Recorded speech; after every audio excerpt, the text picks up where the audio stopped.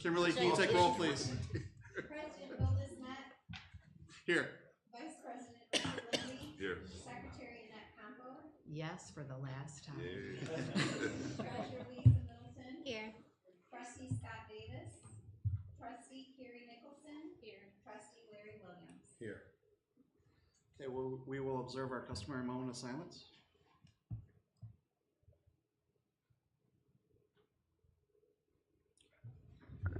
Yeah, it's all you. I pledge allegiance to the flag of the United States of America and to the republic for which it stands, one nation, under God, indivisible, with liberty and justice for all. Okay, may I entertain a motion to approve the agenda, please? So moved. Support. All in favor, say aye. Aye. Opposed? Okay, members of the audience may address the board on agenda items only.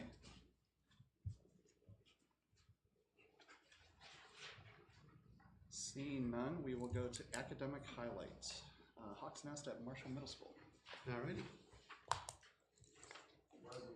She is, yeah. She was at a parent involvement committee last week. Yeah, she said she'd be here at 5. Yeah. Go for it. Using the mic. Makes it official. Oh yeah, we do need a little clicker. You want the clicker? Yes, I do. Thank you. So I'll start us off with the first part of the presentation. So my name is Kristen Biggs. For those of you that don't know me, I'm one of the teachers in the Hawks Nest, which is a new program that we have started this year for some students at the middle school. We've started off, we kind of have a really good routine going now. We've changed our schedule a few times just based off of like conversations we have at the end of the day, like what worked, what didn't work, since this is a brand new, nobody's ever done anything like this before. So we have a pretty good routine established now. We start off with each of the 3 teachers in there has an advisory class, so about 9 to 10 kids that they start off every day with, and it's just a good chance for us to check in with the kids. How was your night? What good things are going on with you? Anything you want to share? We just kind of get their minds right for the day ahead. And that lasts for about 20 minutes in the morning, and about 8 o'clock every day we start our academic sessions. And right now the way our schedule works is we have 2 hour-and-a-half academic sessions with some breaks built in, obviously. And we'll talk more about specifics of what the academics look like here in a little bit. And then we take them outside for a recess. They get about 15 to 20 minutes outside, burn off a lot of energy, and then they go to lunch, and then they come back for an afternoon advisory. We reflect on the day, what went well, what didn't go well. We have them fill out a daily gratitude sheet, so 3 positives. We're really focusing on like overall you can think that the day went horrible, but good things did happen throughout the day, so let's focus on those. And if you're really stuck, like what are you going to do tomorrow to make it a better day? And then we end the day with another 15 to 20 minute recess, and then all of our kids go to their 6th and 7th hour elective classes just like the rest of the building. So the curriculum, we do math, reading, and writing, just like our core academic classes and the rest of the building have. Mr. Jolink takes our math classes, reading and writing. Mrs. Hagel-Gantz leads that. She's our language arts guru of the group. And then I've been working with them on coping skills and mindfulness activities. I'm working with a curriculum we got from Star Commonwealth. We actually just wrapped it up last week, so we're going to continue working on here's things that we learned from our coping skills. Now how can we apply them to like real world things and continue to practice those things that we've talked about. So this activity that's in the picture here is actually one of the very first things we did in the first week or 2 of school, and it was just here are emotions that you experience, match the emoji to the emotion so we can kind of calibrate so that when you see this angry face, everybody kind of knows what that means. And the kids had an absolute blast with this assignment. I think we could have done it for like a week straight. They had so much fun with it. We're also integrating some hands-on learning. So the very first picture, I don't know if this has a fancy laser pointer or not, but very first picture, actually, our assistant, thank you, Vanna, our assistant principal, Tara Egnatuk, we went down to Ketchum Park and we did this really cool stream ecology lesson that she had planned, and she kind of led led small groups, and that was really cool. The kids had a blast with that. The second picture, the kids are making tie-dye t-shirts that we then sold for some money to run other programs that we're doing at the Festival of the Forks. And then the last picture is, prepping food. Once a month we do a big family meal where we invite the parents to come into the school. If they've got siblings in the building, they come down and just have lunch with us, and we do some rewards and things like that. And the kids help make the meal too. So that was, I think, our taco bar we had. And then every day we do a reward system. So throughout the day, kids can earn rewards. They're just little red tickets. Hey, thanks for doing your job. Thanks for coming in quietly. Thanks for having your materials, that kind of thing. But overall, we do daily rewards. Every day the kids have an opportunity to earn what we call Red Hawk rewards.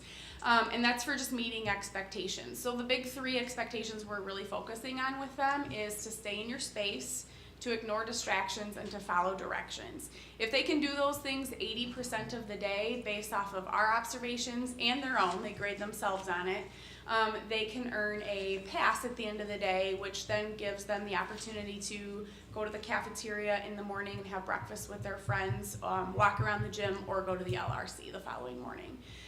And parents are updated on this every single day, whether their kids earned a reward or not, and the reasons why they didn't. And then we do a raffle every Friday where the kids can earn gift cards, food. They love these Taki spicy chips. They'll do anything for those. So candy, whatever. We have kind of a variety of different things that they can kind of cash in those little tickets that we hand out throughout the day with. And for every 15 good days that they have, or basically for every 15 days that they earn those daily passes, they get to add an out class. So the very first classes they can add is gym or art, because those are easier to kind of drop into in the middle of a unit or something. And it's their choice, and we sit down and have conversations with the teacher about what their expectations are, where the kids are at, and it's the teachers, the kids, sometimes the parents are involved in those conversations. And then for every additional 15 passes, they continue to earn out classes. So far we've had 14 students that have earned at least one class to their schedule, so they go out to mostly gym. We've got a couple that chose art.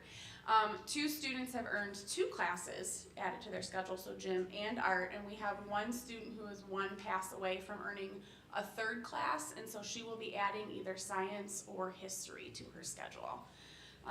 So we're kind of rocking and rolling with that. All right. Yep. Just the next, yeah. So the tie-dye shirts that we were making earlier, we're trying to integrate our science, our math, our reading and writing to be project-based, hands-on, things that they can see results to, because these students have struggled with pencil and paper or writing assignments. So we're trying to find new and different ways to approach education for them. So the tie-dye shirt was a science lesson. We ended up taking them, and as for donations at the Festival of Forks, we made some money that paid for our first family dinner that we did. The kids got to see the direct result of them creating something, getting money for it, and being able to buy food and lunch for themselves and their families. Dr. Davis helped set up this one. We went out to Breeders on one of our half days. Again, a science lesson outside. A lot of these kids haven't been on nature trails. They've hardly been out of the cities that they're living in. And so to be able to take them out here and to enjoy nature and point things out, just let them walk around was a treat for them. This fall, the book A House with Its Clock in Its Walls became kind of a big hit around here. So they read the book in reading class. And then Mrs. Hagel-Gans took them in groups over at Battle Creek to go see the movie. So sitting there lounging all day. That way I had to stay and teach math. And they were doing that. So OBX fitness classes. We've been taking the kids, walking them downtown 2 days a week. They go down there, they do some exercise classes. We also took them, they're learning to try new foods at OBX. We had a great lesson with Sean Washington, who's on the picture on the left there, about these different foods. They came around, they sampled a beet. They sampled different things, and these are gross. What is this stuff? When it was blended into the smoothie, it tasted really good. And so he talked about the community, that there's some bitterness, but there's some sweet things. When you put it all together and work together, it makes a great community. Just this weekend, we took most of our students to Chicago.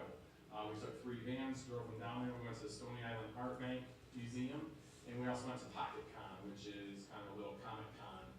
So I did not wear the Batman outfit, although I was asked. I left that home tonight. So. And then at the Pocket Con, I went forward. Oh, you went too far. Yeah. Okay, This one? Yeah. Yeah, so at this Pocket Con, 2 of our students, we had the author Roger Bonera-Gard came in and he did a workshop with our students back in October, and we went to Chicago because he invited us to his program Free Write. He works with students in Chicago that are in the juvenile detention programs, and he teaches them to express themselves through writing and artwork and poetry. And when he was here, he had our kids, they drew their silhouettes right there, and 2 of our students, Isabella and Serenity, had their artwork shown and displayed at Pocket Con downtown Chicago, right on Michigan Ave. So that was something cool that they got to be a part of as well. So we have some special guests and teachers that help us out. I'll go through this one and then we'll switch out of there. So we have our family dinners. We invite parents every month. We just want communication to be open. We want to be visible. We want everybody to be a part of this. So everybody in here is more than welcome to come and join us any day, Monday through Friday, 7:30 to 2:30. Sometimes you get dragged in even if you don't want to be a part of it. And so. the kids plan the menu. They don't go small. We've had fried chicken, tacos, pulled pork. Yeah. We're going a little easy this month with pizza. So Friday afternoon, if everybody wants lunch over here, we have 11:30. We'll have pizza dinner because we don't want stuff to rot in the fridge with Christmas break. So we're gonna get rid of pizza. Here's the Chicago artists. They came in. That's who we went to visit in Chicago. Dr. Davis has made his appearances out at the Reavers Nature Center. We've also had Tara helped us out with the stream activity over at Ketchum Park.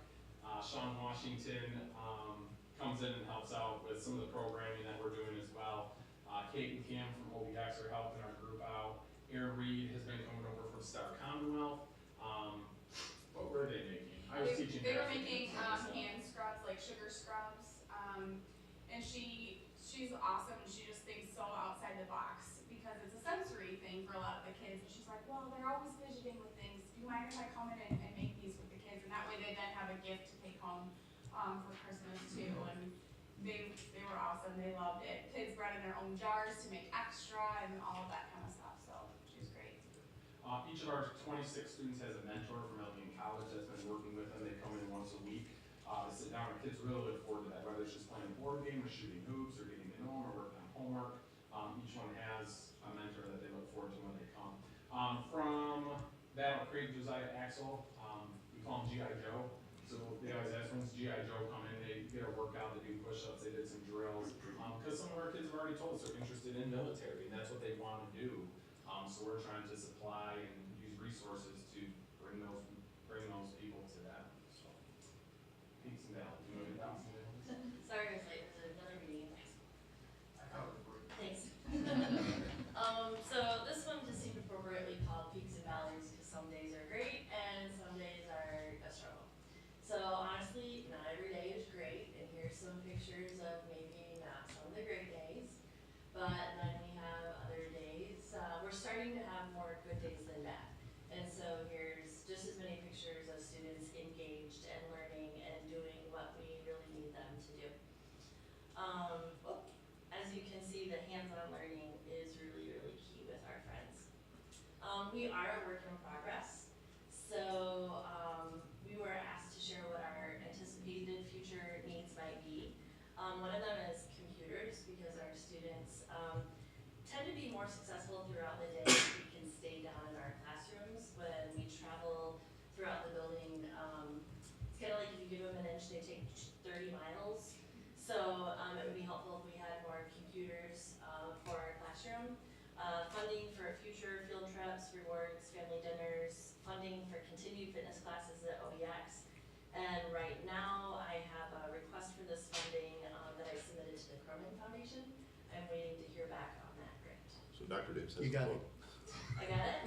You see, steal that away from me? Very well.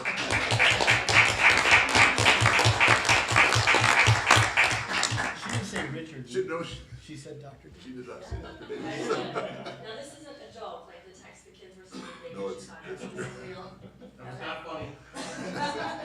So 3-2 vote, 3-2 vote, no, I'm serious. Unanimous. So thank you all for that. And do we have any of the students?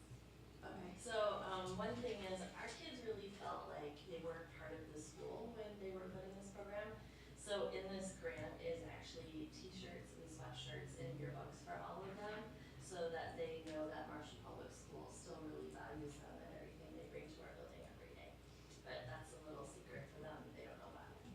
So don't print that one, David. We know that we need more social work and mental health support. So Dr. Davis has been working with Summit Point to get those services going. I understand the contracts have been signed. We just need to start having conversations about what our needs are. More mindfulness coaching for students and staff. This was 11:20 Saturday night when we were coming back from Chicago, and we were filling up those vans at Sicko. By the way, the new vans drive very well. So they handle curbs well too. So we are working with Star Commonwealth to help provide us with the support, thanks to Erin Madden and Katie. We need some more curricular materials. Adolescent readers who are low-level readers, they don't quite latch on to traditional reading remedial materials because it's too babyish. I know Mr. Dolan gets that complaint a lot as well. So we need some remedial support materials for readers at the adolescent level, and more curricular materials for hands-on learning because they're very consumable. But we're very fortunate that Don Beck came to me last week and said, hey, I'm revising the Title I grant. Is there some stuff you need? We talked about this, and he's going to be putting those in his revised Title I grant. We could always use another patient adult.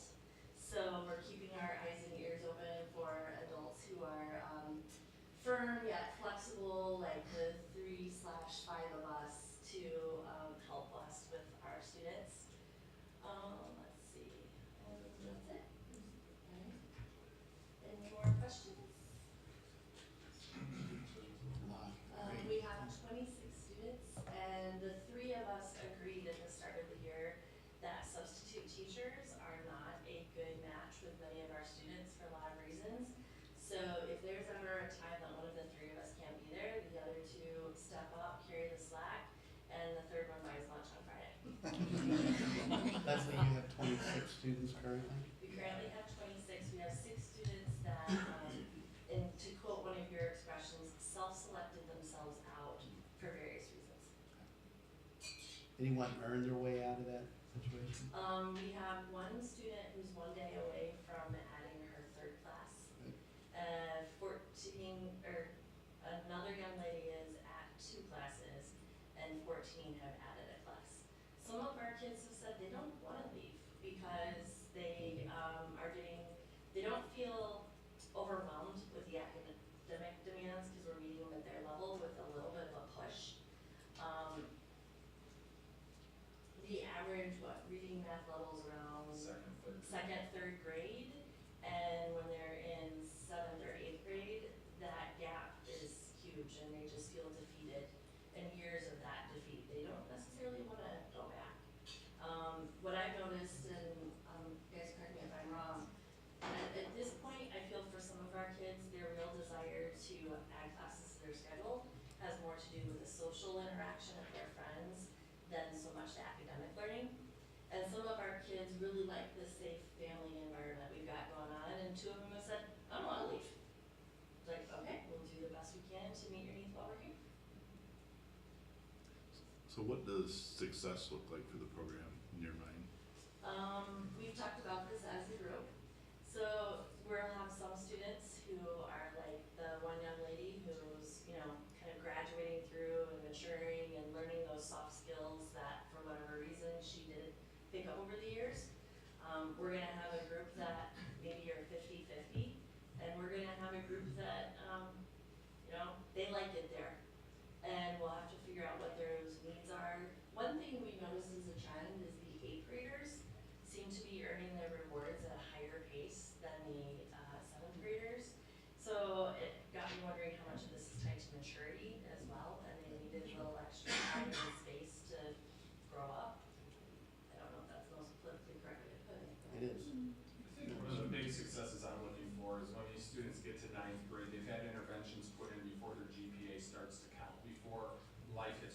districts, I don't think, have that in place. They bring their normal, what they think is their school skill set to the high school, and they fail out. They have a 0 GPA, and by sophomore year, they go, oh, that actually counts for something, I need to figure. So my goal is to work with these 8th graders who are maturing and get them ready for high school next year, that they understand there's a GPA and they need to graduate. We want them to graduate, but we also just had some PD about there's different paths they can take. And I think it's important for them to know what those are, that maybe going to the traditional high school isn't what exactly they need. Maybe there's a career center or a military or different options for them as well. So my long-term goal is from our 6th grader all the way to our 8th graders, to prepare them to be ready to sit in a classroom in 9th grade with everybody else, instead of using the habits they used to have and bringing that to the high school, but just preparing them for high school. Are you gonna follow up on the data then on how these kids did in 9th grade and 10th grade and see if I would it love seems to. like? I would love to. This is our first year doing this program, so we're kind of inventing the wheel as we go. And I think that's what kind of got us to a rough start. We weren't all on the same page, or what does success look like? We all had different ideas throughout the summer, and then you're like, you know, we got Candyland coming in. Oh, this is not going the way we expected it to. And so we continue adjusting, but we're starting to settle in. The kids are settling in. Routines are settling in. Now we're getting there. So unless he does her PhD thesis, it'll be on this, right? This. I need some time. Because like, if someone did want to make a donation towards the program, what more like specific items, like rewards for the kids, are you looking for that your program could use for the We students? started out with what we could afford to buy rewards-wise, which were cases of Takis at Sam's Club or Oreos candy. Every once in a while, if I see a good deal on like a blanket or a sweatshirt or those tangible things, they really love. Playing cards, Rubik's Cubes, fidgety things, no rubber bands, no balls, nothing that could be used as a projectile or I think family fair or like food donation cards as well, like gift cards, because when we do our family meal and we're like, oh shoot, we need some extra potatoes, or we'll run to the store. A lot of times we'll take some kids with us. Hey, come with us. One eats either get them out of the room and get them away from somebody that they're bothering all day, or just to take them for a reward and let's go for a ride, go get some items. And so gift cards are always good too, for rewards, for snacks, for candy, because they don't work for, a lot of the students we've realized don't work for good grades. They work for a reward right away. I want a piece of candy if I'm gonna do it. I want a Jolly Rancher if I'm gonna do it. I don't care if I get 10 points on my grade book. I want a Jolly Rancher instead. So having that available helps our day kind of run smooth too. And you said there's 26? 26 students, yes. Thank you. One of the things that you guys mentioned was the project-based hands-on learning that kids seem to really respond well to. So are you planning on embedding that a lot more into your curriculum then? Yeah, like this week they're building edible structures they had to plan it out and route last week, and they'll build them this week out of graham crackers and icing. Cole's had some plush snowballs on clearance, so I picked those up today. We're gonna get some paint stirrers and they're gonna make catapults out of them. I realize there's maybe a safety guideline in there, but we'll deal with that. And they'll have competitions in the hallway who can catapult their snowball the farthest. And then over break, that's our homework, is finding more of those hands-on. We've got the Minecraft licenses now, so the kids will be able to get into Minecraft and build their own stories and build their own worlds. We've been reading The Outsiders, because for many of our students, they've never read an entire book. We've been reading that as a group. They really gravitate towards that. They had a really interesting discussion one day about the cultural makeup of the greasers. And it was neat how that conversation went. So I'm hoping they'll build an Outsiders world in Minecraft. So I'm bringing that up now off of, Lisa, your comment is we really don't have a line item budget that is going to be able to be expansive for hands-on project-based learning, but if someone wants to contribute to that aspect of it, that's another way to contribute to the program. And board games. They love board games. I'll write a tax exempt, or not tax exempt, but a tax donation for your taxes. I have that letter on file. And then last question was, you mentioned books, like things that they're interested in reading. Is there any like collection of books that some of them really enjoy that you're looking for? Those that really enjoy reading are into graphic novels. They really kind of gravitate towards the graphic novels. I think part of it is because they're a quick read typically, so they feel like they're getting through a lot more. I'm trying to think, fantasy, like fantasy series is what I know. Babysitter's Club, when they came in and they saw all the books in our room, there were a couple of girls that first went through everything, tried to find all the Babysitter's Club they could, because they ate those up. If there's a particular series that you know, I would love to have an email. Thanks. And Richard Grove actually pushed about this success. Like, I just had one of our kids had classes scheduled, because we're approximately half and half 7th, 8th graders and 1 6th grader. And we know there are 6th graders that certainly could benefit from the program. So as maybe we're a little freed up because our students have added classes to their schedule, we could go observe other students that our staff feels can benefit from the program, suggest some interventions to those teachers that maybe they haven't tried before, and they could try it, and if things just don't work, then make the transition down to this program for a little while to help them have that time and space to grow up to transition back. So that would be another avenue of this, is how do we take what we're already doing but also reach out to support more of the staff. Can you tell us a little bit more about what the families think of the program? We've had a couple parents said their students happier than they've been in years in school. They like coming to school. I think Tara and Dave, you could probably speak to attendance is up for many of these kids. For sure. The only pushback we get every once in a while is, let's say on a bad day, we'll say, tomorrow you need to come with your student to school just for a day to help us out a little bit. And we'll get some pushback on that. But outside of that, it's thank you, we appreciate what you're doing. They love the daily updates, the feedback, they feel welcome. Instant feedback. We have a lot of parents on our cell phones, so if their kid's doing well, here's a picture of your kid. If they're not doing well, here's still a picture of your kid. Give that phone to my kid. Oh, your mom wants to talk to you right now. Yeah. So, we had one parent drive down from Chicago for the last family dinner, and he was so proud of everything that all the kids had been doing.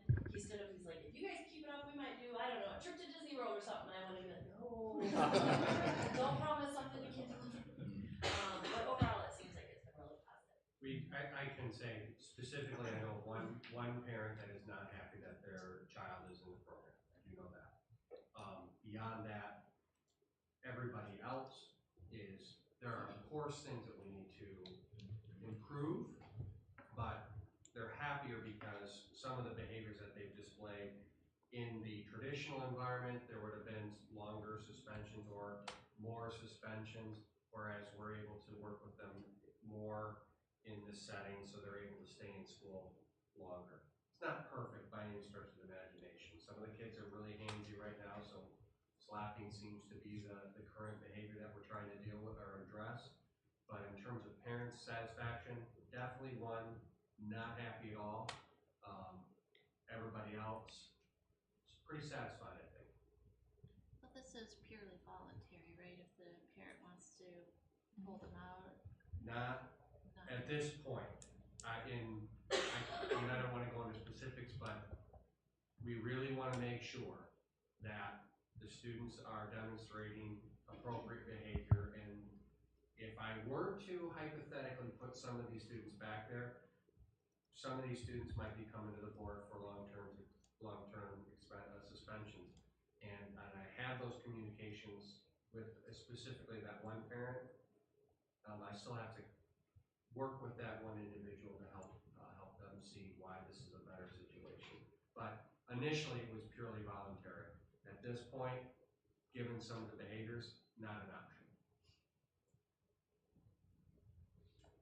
But the kid, really 80% of the day doing what they need to do, it's totally manageable for students to be able to earn their way out or earn additional classes if that's what they want. And I guess we should point out too, the students themselves do not like the term hawk's nest. It is not the term that they don't care for, it's any label or any terminology at all. Because this conversation came up a couple times and we explained to them, well, we came up with it at the request of a prominent leader from the school communities, and that's why we did it. And they said, well, why can't it just be Mr. Joling's advisory or BIGS or Hagel Gans? Why do we have to have a name or a label? And everybody thinks we're in the bad class, slow class. And we're like, no, you're just good kids that have a bad day every once in a while. You're just kind of misunderstood. They don't like the label at all. For some of them, it's a real trigger, and for some of them, they're like, yeah, whatever, get used to it. So, So are we gonna do something about that? we've asked staff as a whole not to refer to them, like if we go to an assembly, don't say, Hawks Nest sit over here. Instead, they go in and we usually have the 7th graders sit in the 7th grade and the 8th graders sit in the 8th grade. So, that would be, but then again, it's also helpful so that when we are talking about them as a group, that we know who we're talking about. So it's we have to be sensitive about how we use the term Hawks Nest. What kind of feedback have you had from the other staff in the building? Divert that one to Dave and Terry because they've had more feedback from other staff. Thank you. Yeah, and really more so for the students and the parents. Last year was not pretty, and this is an attempt to try and alleviate some of that stress and tension that everybody was feeling. And not that it's not perfect, you're dealing with human beings, so it's not perfect, but the struggles that some of the students are experiencing even this year are pretty well contained within that group, and that group can support each other, so it's not interfering with what's happening in the traditional environment. So I know the staff is very happy, parents are happy, and the kids are happy. There are staff members that come down to visit and swing by or check in during the day or tell us thank you, or they might hear something go, oh, you had a bad day, are you guys okay? Just checking on us, and we're like, oh, we're good.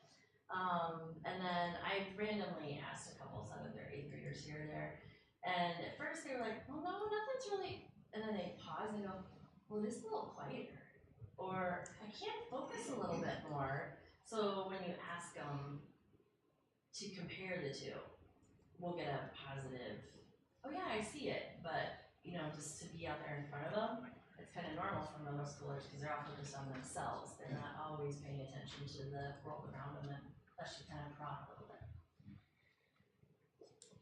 Do you see them doing just behaviorally better in the gym and art when they're out now than when they were before? Like, do you see that growth in the people that have earned? Yeah, and I think part of that too is when they earn a gym class, they know that they need to continue. And we meet with the teacher. The gym teacher comes down and meets with the student, and we say, what day can we start? We talk about all those expectations. And one of the expectations is if you're not following directions, or you get into something in the hallway because you're now with all the kids that might have triggered you last year, there's potential that the student loses that privilege to be out in the gym class. And we talk about maybe taking a week off. But every kid, the 14 kids that have added classes to we've not had an issue with them being in those classes. And we gotta remember too, the last 2 hours of their day, they're with everybody. So they still see all their friends, they get that socialization, they get those elective classes such as the STEM and the computer classes with all of their peers as well. So they have that time with their friends as well. So I'm kind of observing how they're doing in those classes to make sure that they're maintained. But we have some kids that don't wanna go to those classes. When they leave us 5th hour and are supposed to go out there 6th hour, they sit back or they go to the reset room. I think there's some anxiety as they leave to go there, you know, labels that might have been put on them that their peers think, or they know that they have a situation with a student because on the bus, they all ride the same buses together too. But yeah, they know as they join new classes that could be taken away if they're not keeping up the expectations of all the other students in the building as well.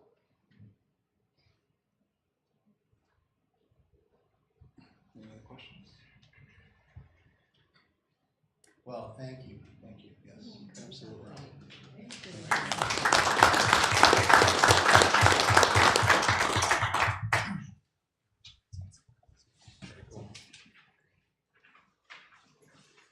to the consent agenda, expenditures and personnel.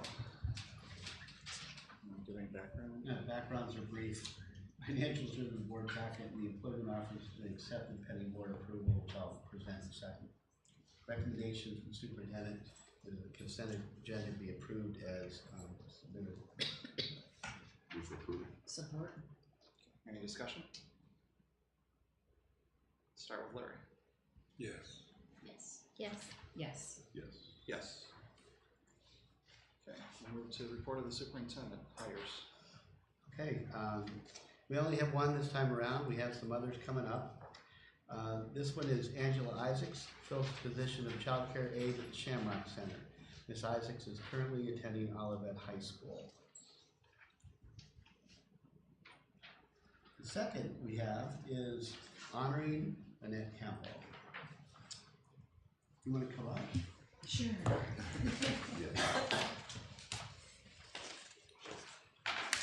They'll let you get it to her after I read it.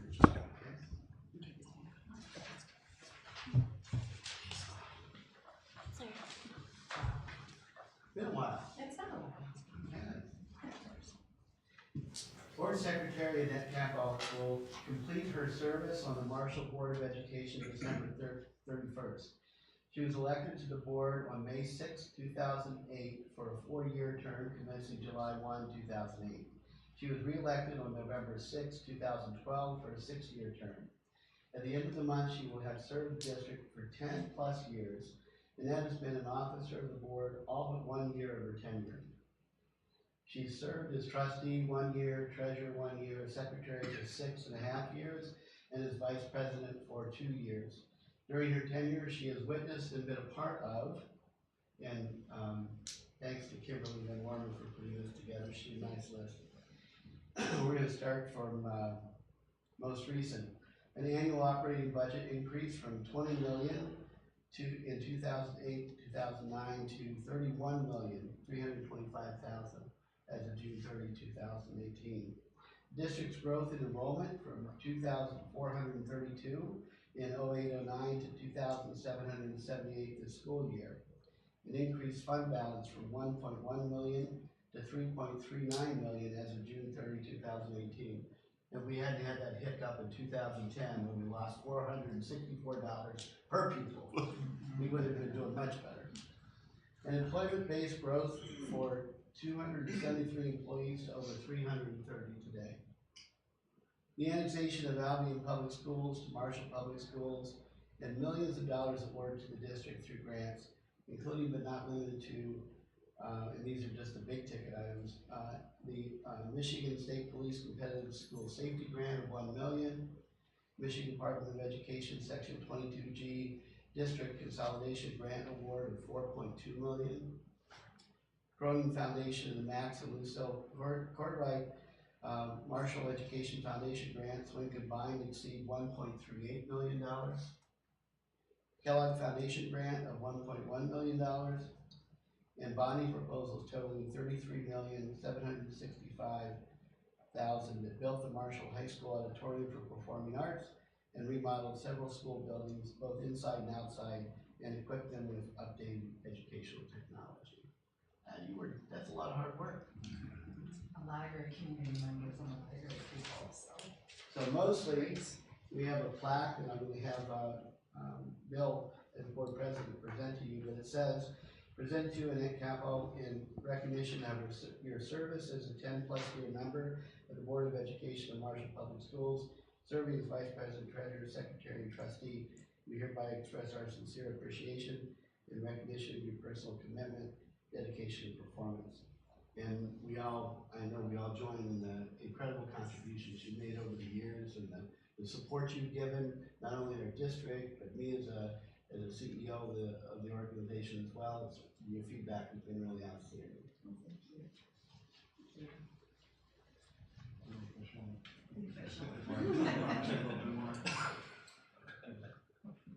So I put together a few more things. So first off, by you leaving makes me the longest tenured board member, so a little scary.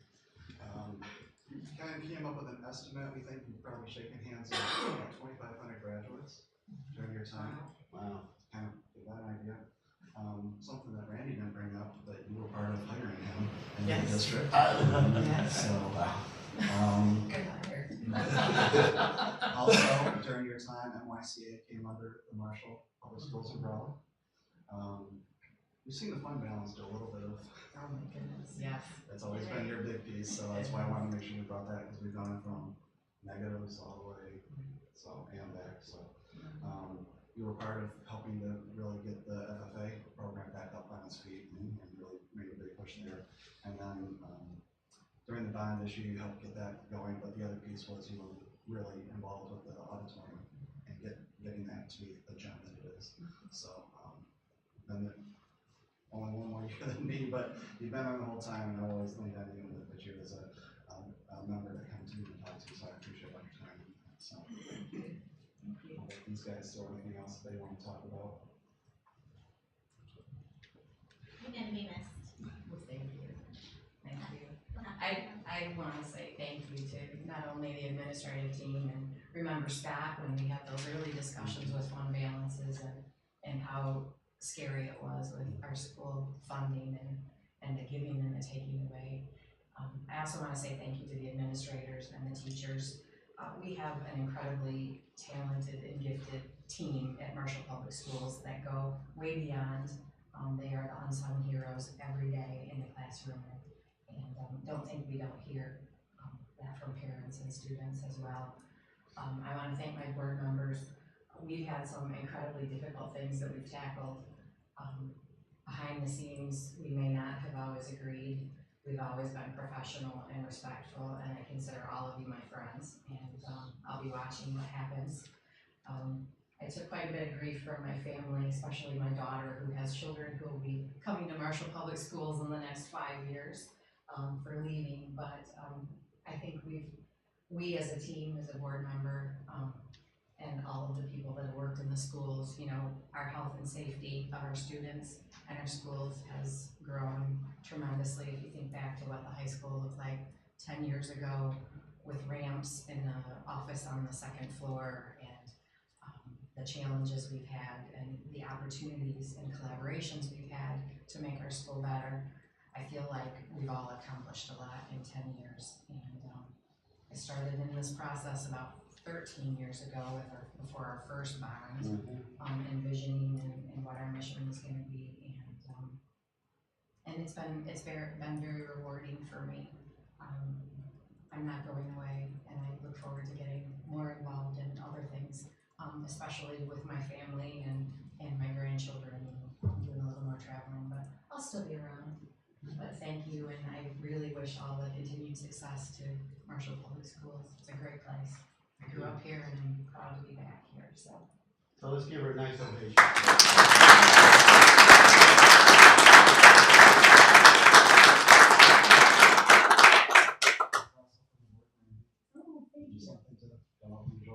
Thank you. Thank you. Wade, thank you very much for your service. You're welcome. I get it back.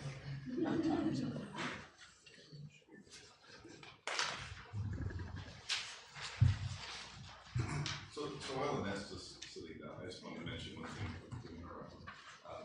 One thing I always appreciated very much about you was your level-headedness in closed session when you talk about discipline, and that is the single hardest thing that you do is that you always make the motion to craft the motions and come back out and always tell the students with love and firmness how we all together feel about them. And I often get to the point where I have trouble speaking when you get into those meetings because it's so emotional to deal with kids in that way. So thank you for all you've done over the years for that. Very appreciated. So Thank you.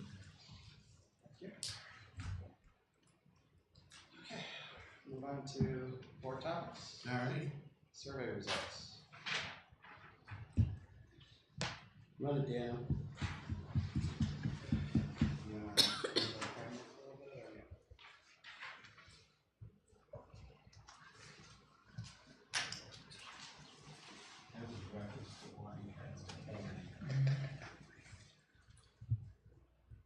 you saw the remake earlier. Okay, One of the things we wanted to do is review the survey responses and give you the verbatims. So the survey responses that I sent you electronically, Brian Faber put that together with Bluefish. Under particular categories or themes that came up for our focus. I want you to know that the survey respondents represents less than 4% of approximately 12,000 taxpayers that these surveys went out to. I say that not to lessen the comments that people make, because any one individual comment might resonate really strong with us as a board or as a leadership team. So it doesn't lessen the importance of that particular comment through a survey. It also gives you, though, within context, how representative this is. So when you look at the categories and you look at the responses underneath the categories, if there's only like 6 respondents that kind of came up with this category, we thought it was important enough to include it and make sure it's there for us to review and reflect upon. It does not indicate that there's a huge representation, because we don't know that. We don't know because 96% of the taxpayers didn't respond to the survey. We didn't know if they did that because they didn't want to bother with it, they didn't think it was important, they felt really good, or they said, what's the use? So we really don't understand why we didn't get a huge response, but after we get used to, and we're doing that now in every building, a centralized survey to parents and so forth about how things are going. After we get used to having that modem available to us as a district, this will be done more often, and you'll be able to see more and more, hopefully, people coming to the table. These comments are organized by common threads and themes. I'm only putting this up here on the screen because I know it's really difficult to read, but we have them in your electronics. So the first slide is appreciation for teachers and staff, seen as very caring, particularly at the elementary level. The questions across the board of this one was, what do you like best about MPS? What do you like best about, well, that's redundant. What do you like best about MPS? What do you like best about MPS? All right. It's a continuation. Continuation. What do you like best about MPS? And the next one's, on the following one is, what do you like best about MPS? What are some of the Marshall School District's biggest strengths? And then as you go to the final one, it is, what are some, well, it's also Marshall's biggest strengths. So this was by far one of the largest respondents that we received under category. And what's really, as you read through this, what you really get is how incredibly important our teachers are, and how incredibly supportive they are, and they communicate and they reach out to parents, and parents, that's their first level of communication that they get with any school district, is going to be in the classroom with their teacher. And that's underscored across the board. There are also comments in here about our, not only our teachers, but our administrators and staff in general, not just the teachers, but you can read through that and see what they indicate there. And this is just a, hey, that's a nice thing to hear. Similar appreciation for strong pathways, music, art, math, and science center, and AP classes. What do you like best about MPS? And this is what they listed. What are our biggest strengths? How well do you think the Marshall School District is doing in preparing high school students for post-secondary education, training, and career attainment? And then what can we be doing better? That's a sequence under this heading. I'm just doing an overall, and then we're going to come back and take a look at the specifics. The next one is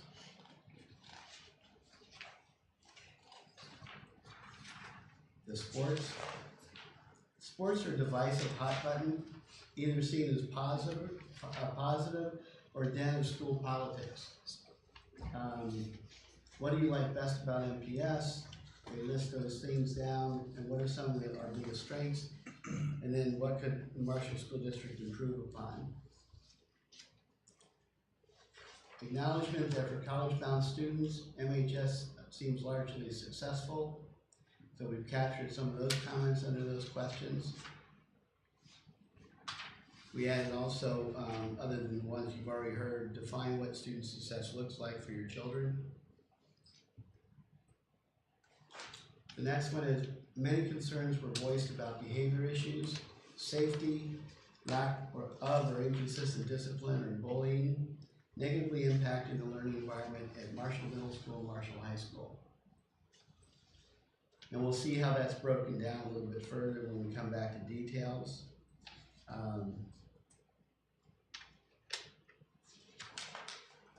And then the next one is concerns that teachers have lost control, are at risk, and losing morale. Harrington, Marshall Middle School, and Marshall High School primarily is what surfaced.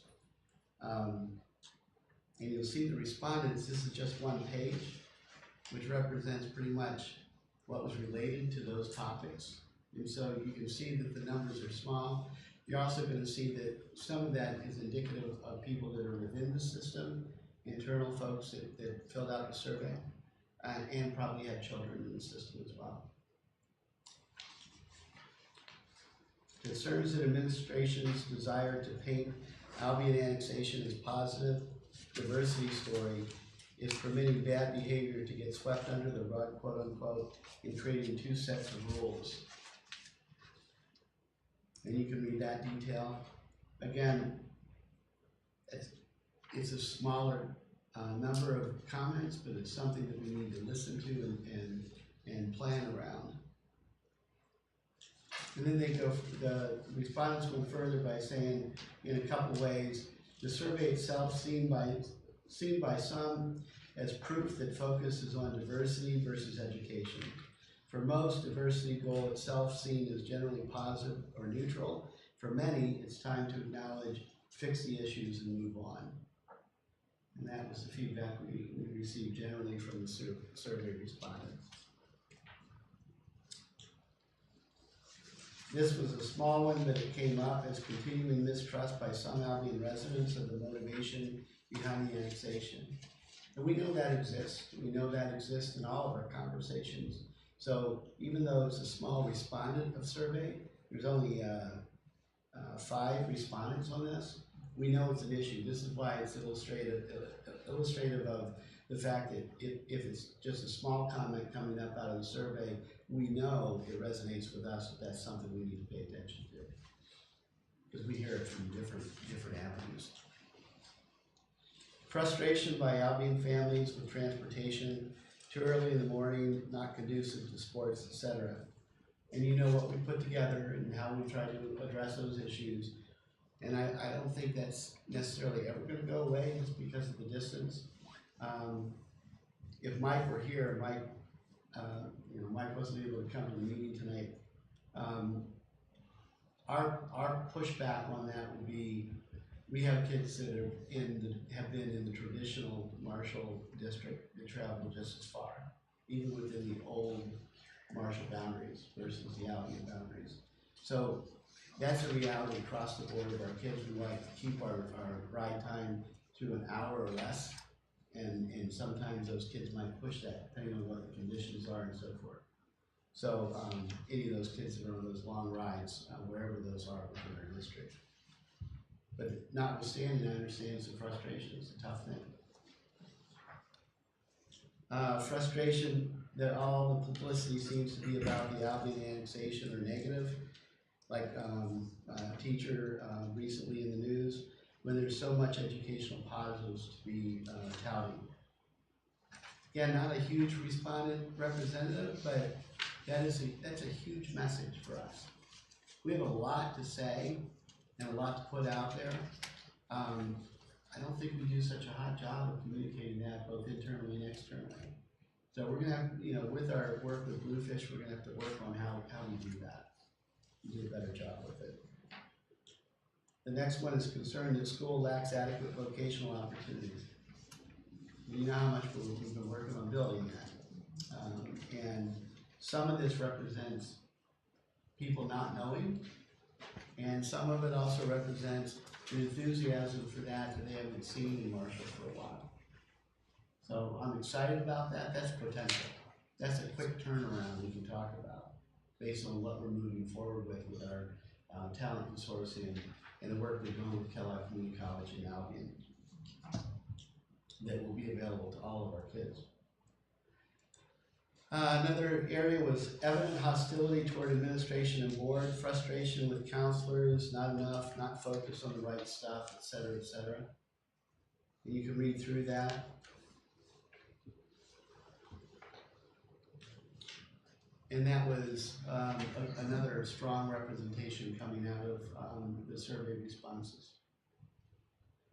Okay, so I wanted to show you that. Oops, I'm gonna have to go back and mess it up. I wanted to show you that in a broad overview before we get into the detail and discussion. Bill and I talked about this, about how we should go forward, because I want to make sure it's a productive conversation and we look towards solution. I wanted to show you that in one of these categories there might be very few comments, but it resonates in some of our hearts about that being an issue based on our past experiences. In some, it's an overwhelming. You're going to see some comments in here that are going to represent a lack of knowledge about what goes on in the system, which in itself indicates that we need to do more things in communication, more things in educating our parents about what our system looks like and what we offer. But we're going to get to that through our dialogues with our, as long as we're solution focused. Bill? Yeah, when we receive the survey, we want to make sure that, one, we take it serious. There are pieces in here, like Randy said, even just one comment is something we need to address, whether it is something that we should look at fixing or changing, or something that we just need to do a better job of getting the word out and educating the public in that. So I think as we go through this, that's kind of what we want to do, is kind of have an open mind as far as where is it that the focus needs to be? Is it more education to get the word out more? Is it, okay, Randy, what do we do to fix this? Seems like a bigger problem. The leadership team is here so they can hear everything that we're talking about. As we go through it, there are going to be times that it's a little bit more direct, talking about a school or an individual. We want to make sure as we have our discussions that we're not individualizing anything. We're talking about as a whole is the district, which way we want to go and how we want to go about doing it. So, to that point, I directed Brian when he went through this, and he worked overtime with a team this weekend to put together, that we wanted to take names out of it, whether it was positive or negative. And there were a lot of names in here that were positive, and there were also names in here that were negative. And some of those indicate, direct support and connection and relationship with people, and some of it just ends up being the scapegoat or someone that they want to reflect as being a major problem in the system. And we didn't want to boil that down. That's the only vetting that we did with the survey respondents that you have in this document, is to make sure that we didn't do that and have that conversation. I've seen it, they've seen it, but we want to make sure that we're cautious about that, just to be fair. Okay? That makes sense? Is that very... Any questions? When was the survey done? It was summer, right? Yeah, it was done in the summer. We extended it because we weren't getting a lot of response. We extended it beyond the time frame that we had put that out there. This is the first one, that came across from the full district out to all taxpayers and stakeholders. So, it is what it is. Just reflecting on what happened after graduation with the school board. Yes. Obviously, we took a hit with that, and yep. Sometimes time context makes sense. Yep, it does.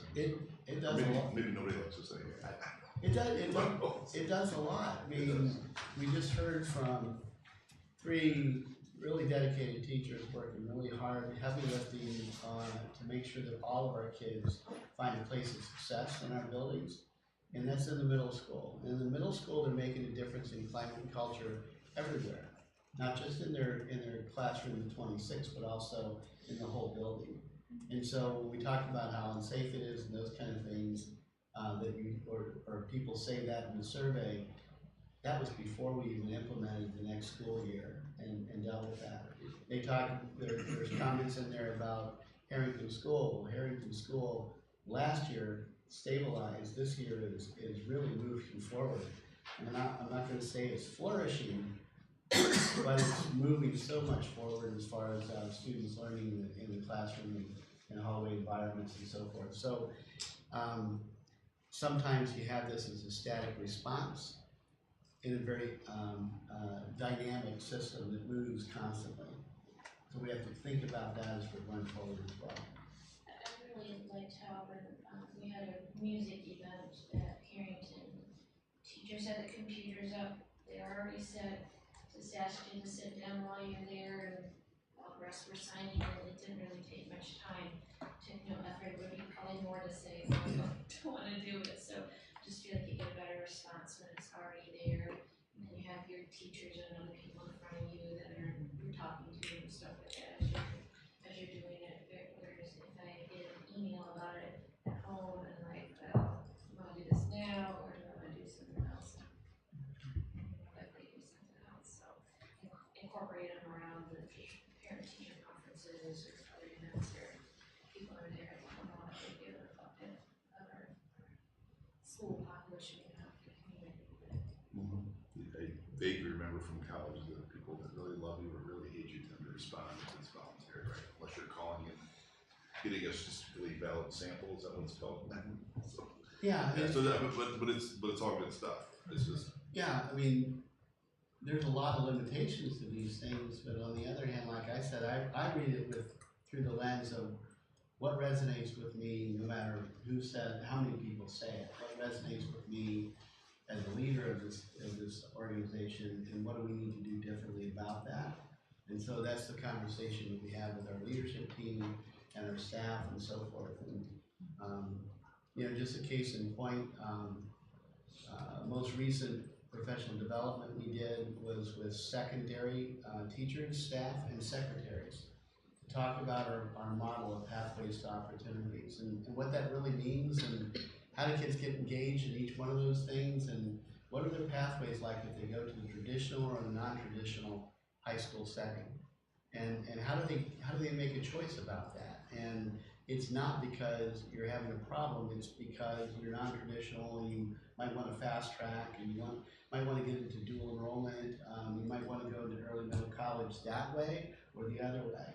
But when we talked about it, it resonated across every one of our breakout groups that this was mind-blowing for them. This was eye-opening for them to see that as a model as opposed to all the little parts that we talked about and nobody ever really gets the detail behind it. And that was a wake-up call for me about how do we communicate and enlist internal stakeholders as much as we enlist external stakeholders in this process. So there's a lot of things we have to do differently about communication, and this is one part of it, and one of the exercises you've asked us to go through. Okay? All right. So,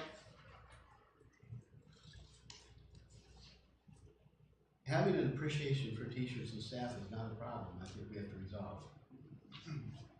That was a joke, folks. So I don't know if we need to spend a lot of time on this other than to really celebrate the fact that a lot of our teachers and many of our administrators and the way the buildings are flowing get some pretty good responses from folks. And there's some really gratifying comments that you're going to see throughout that supports that. And I've noted this in a lot of conversations with people. Everybody loves their children's teachers. It's the middle school or the high school or Hughes or whoever. And I think that's just part of that human nature.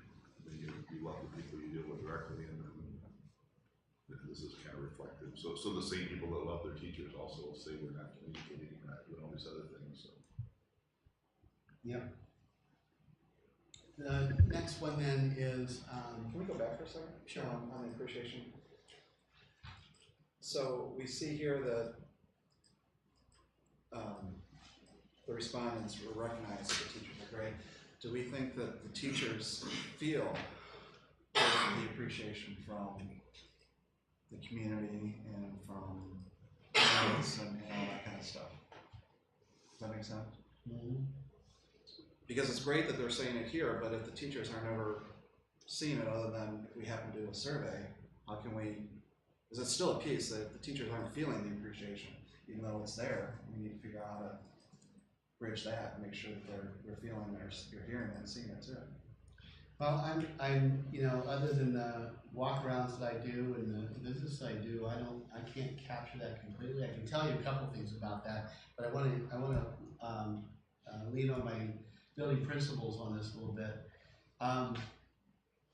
When I invite teachers to do a shout out about something really positive that went on in their year, it's really hard to get them to step up and do that.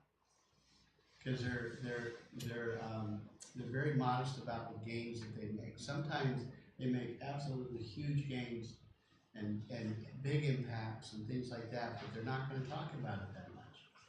So, you know, I know living with a teacher of 34 over the last 34 years that she values those connections with parents and those kids, and then she follows them and sees that they're being successful and all that, and she gets gratification from that. Every teacher does that, I'm sure. But do they get the feedback as a group, and do they feel that in a day-to-day basis in the midst of the grind that they're involved in and the day-to-day issues that they have to deal with? Probably not. That's mine. Principals, you guys have any take on that or any comments? Anything? Well, it's kind of like the new car effect. You know, you never see a white Ford or Blazer until you buy your first one, and then all of a sudden you see them all over the place. And I think that's kind of how, with education, we're so focused on what we're doing at the time that sometimes we just get, you know, that tunnel vision, and again, we're focused on what we're doing, and sometimes when we do get those frustrating moments or whatever, it's hard to remember that, you know, you had multiple compliments either through a survey or through an email from a parent.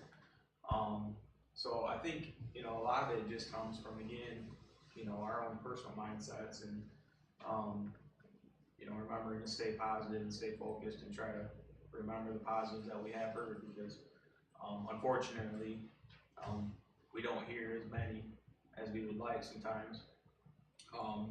In our mind, like I said, at least for me anyway, and I think the majority of people, we always think about the things we didn't do well and what we could do better, as opposed to, you know, taking time to celebrate. That's one thing that comes to mind for me.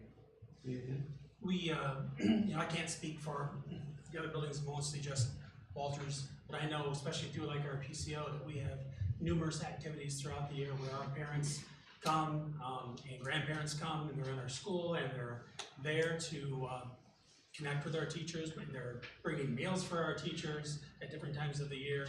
There certainly are, you know, probably not those affirmations daily, but we're getting those affirmations throughout the year, maybe 6-7 times, where they're certainly they're feeling some of that love, I think.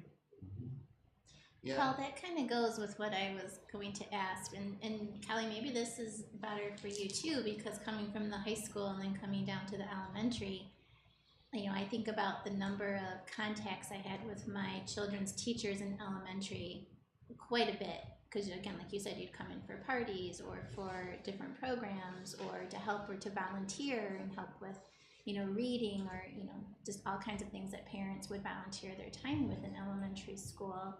Whereas you do less of that in middle school and probably even less in high school. I think about the number of times I actually am in the high school. You know, I don't go to, you know, visit the classroom on a monthly basis like I did in elementary school. My son's probably very thankful I don't do that. So like, thanks, Mom. You know, or go have lunch with them in the cafeteria like I did in elementary school. You know, pop in one day to do that. And again, he's probably thankful I don't do that either. But I just think the contacts with the teachers in the elementary schools are just, the number is way higher than the middle school and the high school, and maybe Kelly, you can, you know. Yeah, I think that as a school system, we easily charge teachers with student care. They feel charged with caring for that student. I don't necessarily know if, as a school system, we feel charged as leaders for teacher care. And I think that, I know I could do a better job of that. And I think Bill brings up a good point that we should feel, just like the teacher is intrinsically cares about their students and make sure that they're cared for and you know, treated well and rewarded, and that whole PBIS idea. I think we could all do a little bit better job with making sure that we feel as equally as charged with the care of our most valued resource, clearly by this survey. So I know that's one of the pieces that I took out, because I think especially once you get to the high school level, you know, having the last 10 years, whatever, 120 students, a lot of times like that is very taxing. And so to make sure that there are deposits coming in to be able to make those withdrawals, I think is a good note. Yeah, it's a lot easier to, you know, when you see the elementary school teachers, to give them either face-to-face or, you know, whenever you're in the schools, where,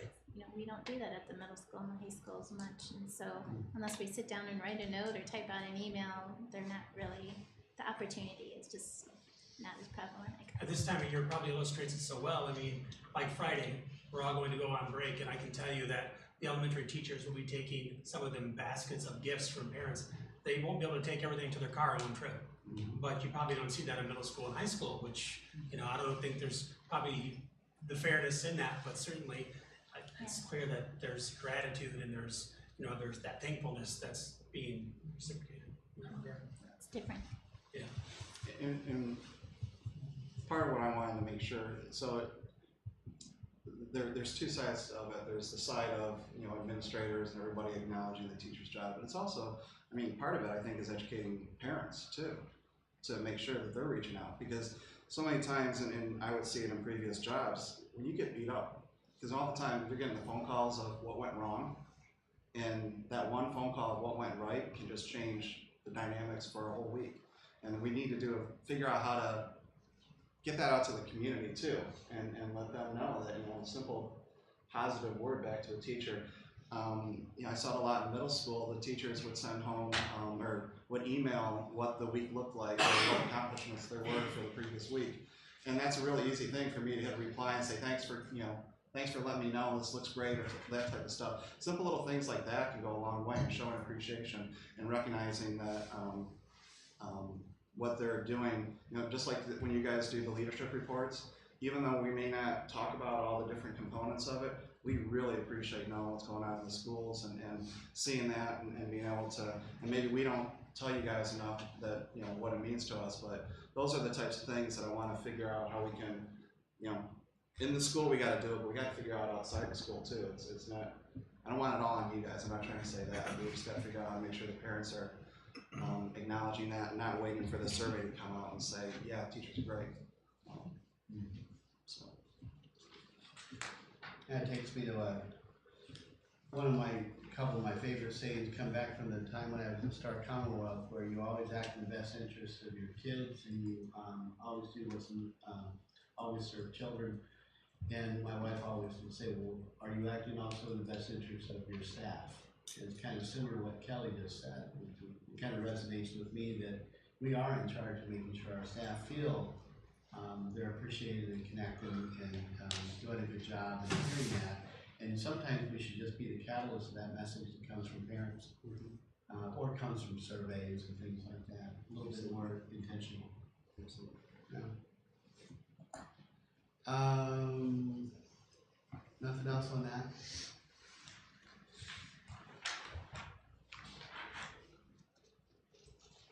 Similar appreciation for strong pathways. You know, I put down here, this is what I just brought up about the professional development and the model. That communicating and educating our parents and external stakeholders as well as our internal stakeholders is critical. And there's been a lot of really nice suggestions coming out from teachers and administrators about what we can do differently in regards to that. Anything from YouTube testimonials of students who have been successfully going through that program and then completed, so that can be shown to the kids, our kids coming up, as well as our parents, to actually having some educational sessions with parents across the district especially in the middle school, as kids are getting into that pattern where by the time they get to 8th grade, they have to make choices. And, brochures or electronic drop downs and all those types of things should be available to help people see the overall model that we have. Do you guys have any comments on that or any other suggestions on this? I think it's been very frustrating for me at some point, and I'm sure other board members might feel this way. Certainly we've had discussion about the fact that we're doing all these wonderful programs, all these things are happening, and we're just not communicating it well enough. I have people, approach me or send me emails about issues or things that are maybe 6 months or 12 months or a year ago. For example, Holland Public Schools had a big thing on Channel 8 about their Opportunity High School. They're partnering with other industries to get, skilled trades. I'm like, well, why don't you do that at Marshall? We do. Oh. It's things like that. We have a lot to celebrate. We just need to figure out how we can do that. The grants that the teachers have written, I know Leslie has done a ton. Lots of teachers have written grants for different things to supplement our programs and their classrooms, or they pay for it out of their own pocket because they feel strongly that it's something that they want to do. Having read the Teacher of the Year nomination forms for several years, that was such an honor and a privilege to be able to do that. But those are the types of things that need to be out there because people just don't get what happens on a day-to-day basis.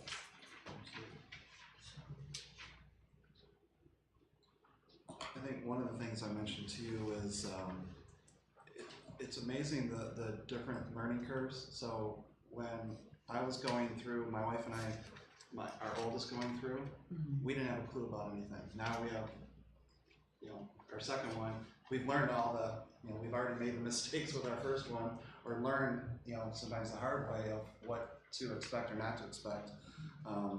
So I'm not sure what I'm trying to get to other than there's those first time parents going through the system, it's a learning curve, it's hard, and we need to figure out what's, I like the YouTube or some type of thing, because the other piece is, if parents may not be able to make meetings, it doesn't mean that they're not interested, they just don't have the ability to get there, and we have to make sure that we give multiple mechanisms for them to be educated on some of the items and learn about some of the offerings that we have.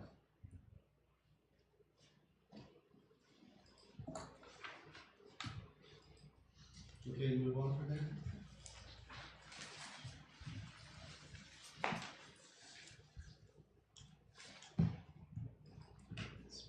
Sports or divisive hot button either seen as positive or damage school politics.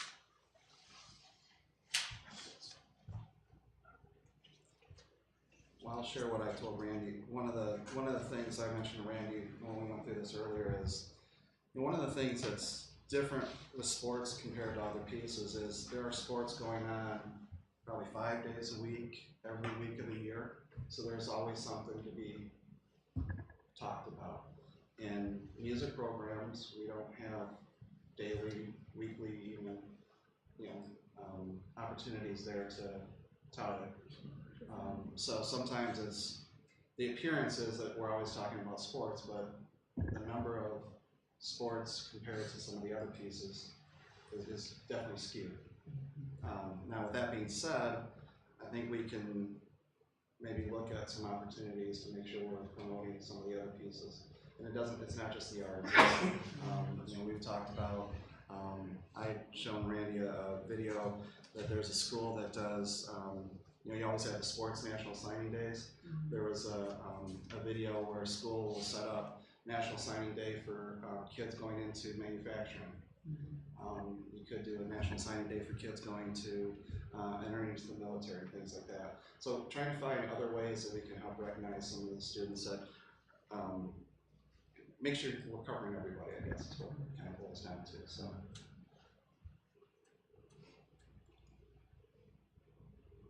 My only comment is when I was in high school, the same comments were made about the arts and sports. When I was in college, working in the athletic department as an athletic trainer, they complained then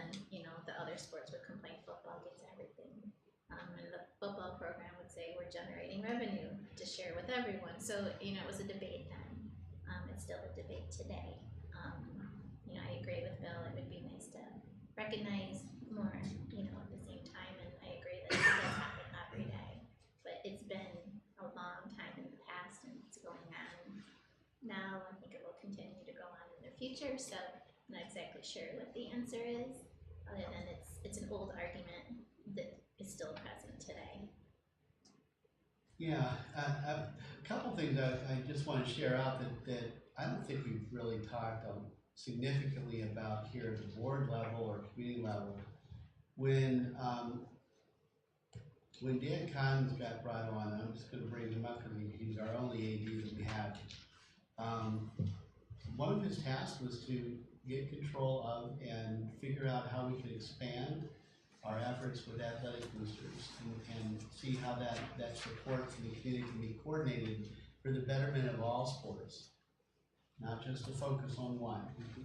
And so when people think that there's disparity, I wonder, and I'm sure Dan's probably wondering that, so we're going to turn this over and let Dan say anything he wants to with this. But, you know, what I'm hearing here, though, is aside from, and I know as a parent of two girls playing volleyball in high school, I was one of those dads that could be living in the stands quietly, but as a superintendent, I couldn't say anything.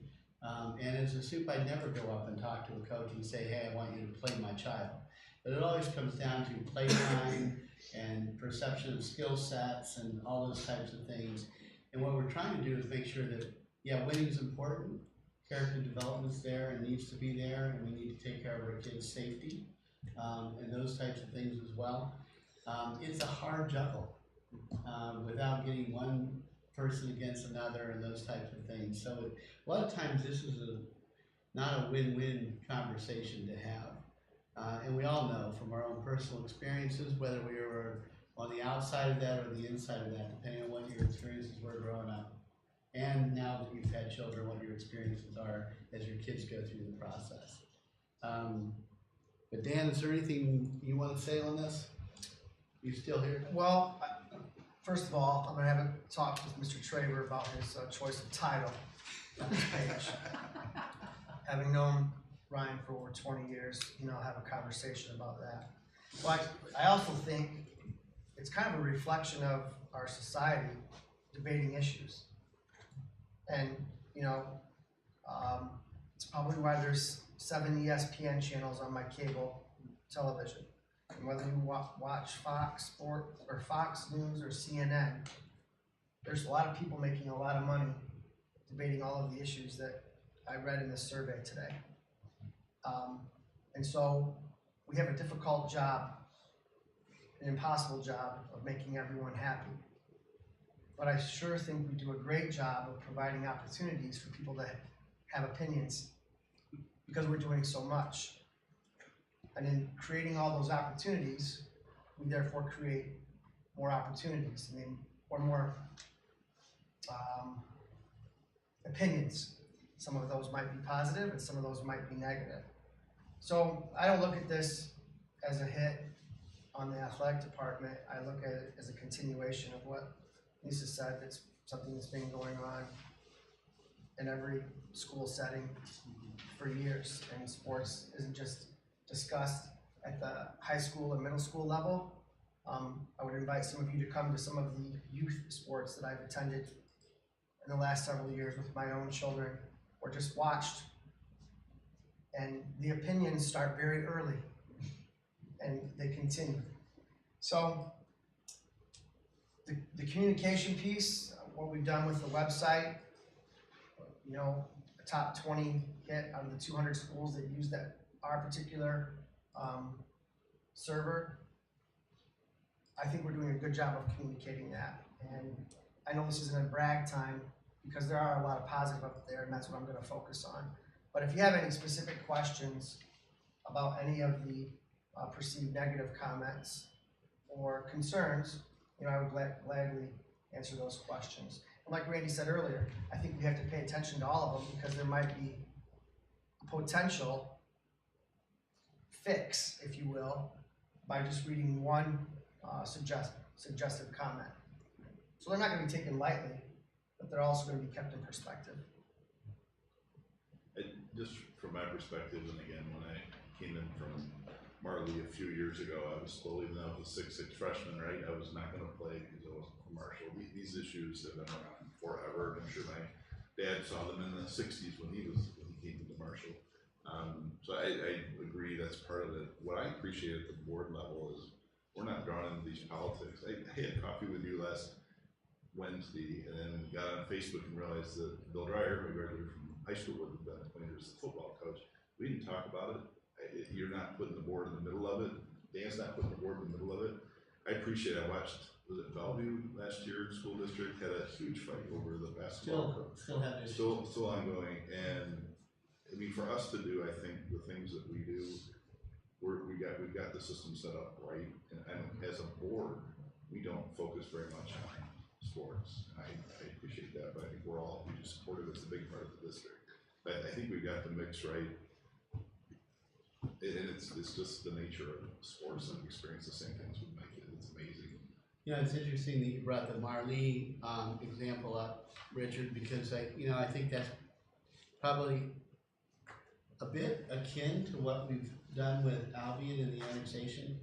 So if systems are engaged, I mean, Marlee's always been a cooperative school, so they get to choose to send their kids to Olivet or choose to send their kids to Marshall.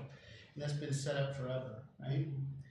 Then we did a cooperative high school with Albion, and that tended to work well enough, but not deeply enough, in my opinion.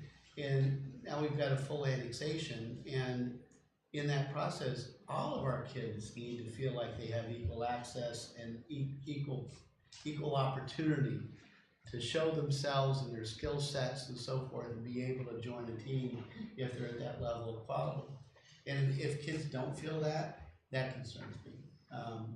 But I'm not sure if that's the case or not. I mean, I read these things, and they're not a huge number of negatives, but there are enough that we know that in our own experiences, yeah, that probably either happened to me, or I heard that complaint one time before. And I think just we need to be intentional and aware that could be one of those chasms that get created unless we do intentional things about that. Just one other point I want to raise is I've said this repeatedly. What was the key to annexation vote being positive? It was winning the girls' state championship basketball, right? I mean, that to me was the turning point in that whole discussion, and that was things that Dan did that were very specific to bring the two communities together. Sports are such an incredible way to bring people together, and so much positive. And overall, I think this is a good indication of a lot more positive than negative.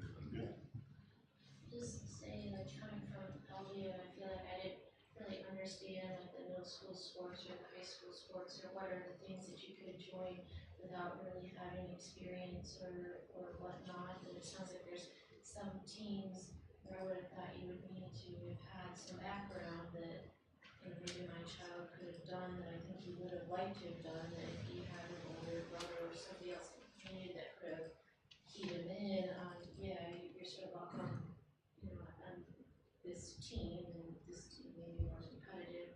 But it also seems like a lot of times with commercial kids, they are more cohesive because they grow up in the club sports together, so they're already playing together, that they're already meshing together when you're doing tryouts or whatever, and then you add somebody in where they may have, for this program, done all these different drills, but maybe over here we're doing different drills, and so it's like teaching to the test. If the Marshall younger programs are teaching to this test and we're teaching to this one, and then, you know, we're coming here and just haven't taught the same skills, that the kids from Albion are just less likely to succeed. And so just some more communication about what's going on. I think my child did cross country just because the teacher personally invited and asked him to do cross country when they're at a big read event in Albion. And I don't think we had as much of that chances just to meet.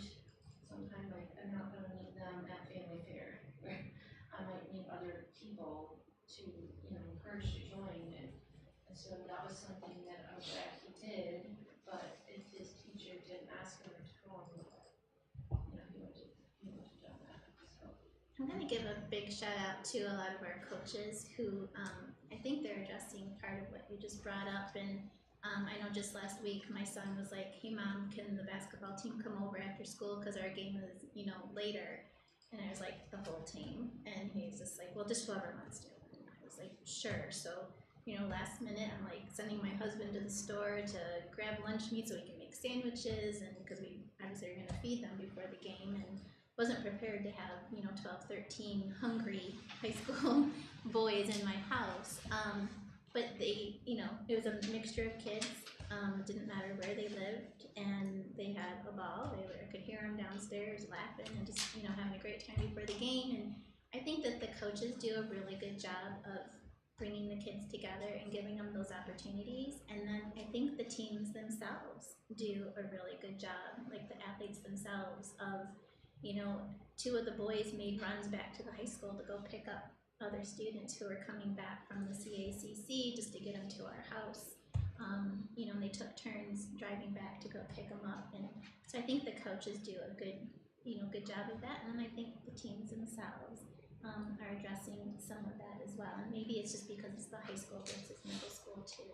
But, you know, I do think that they do a good job of that. And then last thing I just wanted to say, thanks to Dan, because when I first moved here, the way that our athletic boosters and the way that they ran things and how strong they were, and then there was a while in there that it just kind of seemed like everybody did their own thing.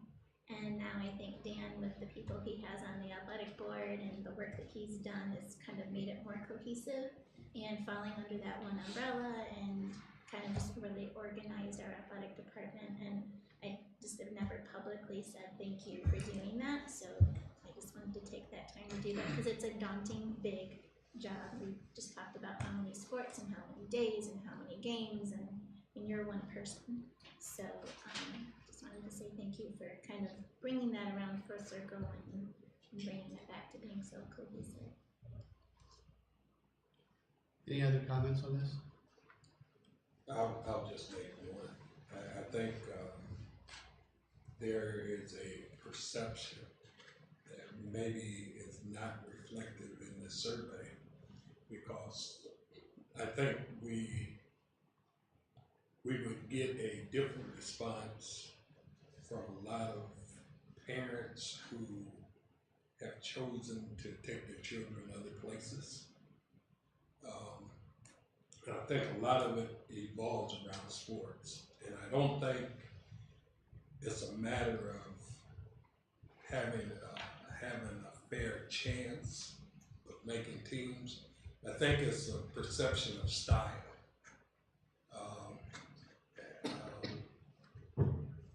Some parents believe that their children's style of play that they perceive will not be appreciated in Marshall. Therefore, they take their children other places. So I don't see it as, because I think Carrie was correct and I think Lisa's correct in what they said.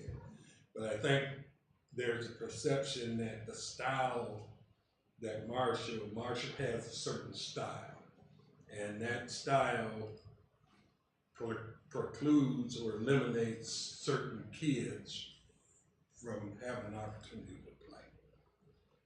That's just a perception. I've had that conversation with a number of people who have chosen to take their child someplace else. Mm-hmm. Okay.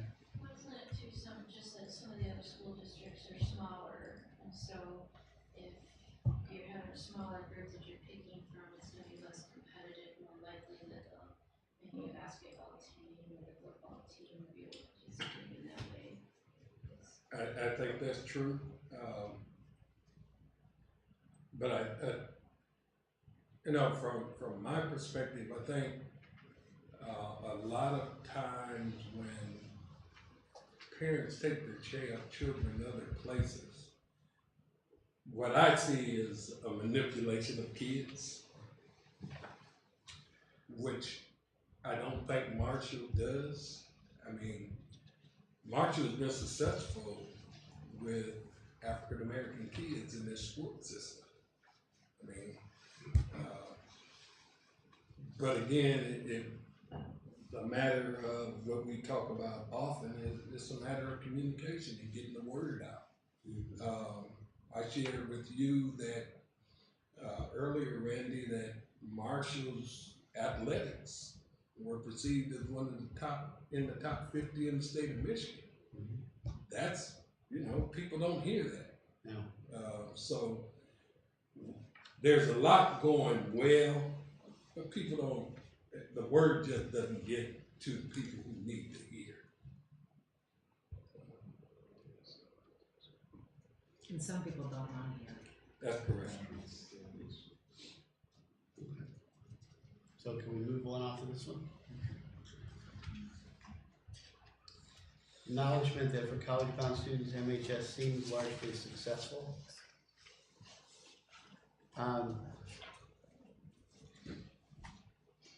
Next month, I'm gonna review some end game statistics, data that anybody can pick up out of any resources publicly made available through the Michigan Department of Ed, through CEPI, through your dashboard, and all those kind of things, really talking about how are our kids leaving our system successfully, and like how many, are there gaps in that, in regards to disaggregated groups like children of poverty or what have you.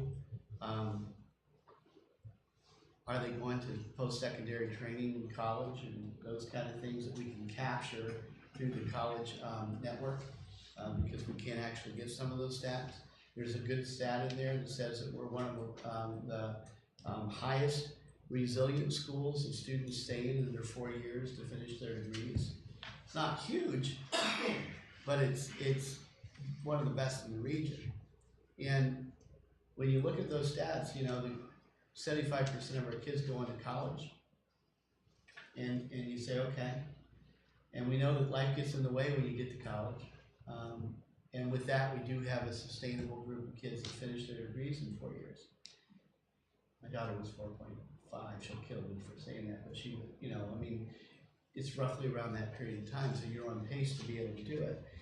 And we have really good success rates. We talk about the difference between our success rate in, if we separated out the traditional school versus the non-traditional school.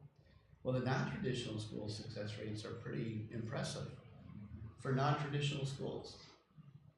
And ours is pretty impressive for traditional schools. And our outcomes are really strong. But we don't seem to get that picture enough. And actually when you start separating out disaggregated groups, whether it's by color or it's by economically disadvantaged students, it's male or female, whatever way you want to take a look at those comparisons, that's what we should be looking at and paying attention to and trying to figure out what, if we do have a group that doesn't seem to be connecting to that pathway, because we want 100% of our students leaving our secondary educational system going into actively post-secondary training, education, military, or employment. And I don't think that's a stretch goal. I think that's something we can actually accomplish with all the pathways that we have. So the question is, let's take a look at that, let's figure that out, let's push ourselves for that. Because that's the end game that public schools are all about. Educating kids so they can become career, be able to attain a career, sustainable career when they become adult, and go through that whole experience in post-secondary. So we do a really great job. We can do always a better job, but the things that we have available for our kids is pretty huge. And the thing we don't have is international baccalaureate.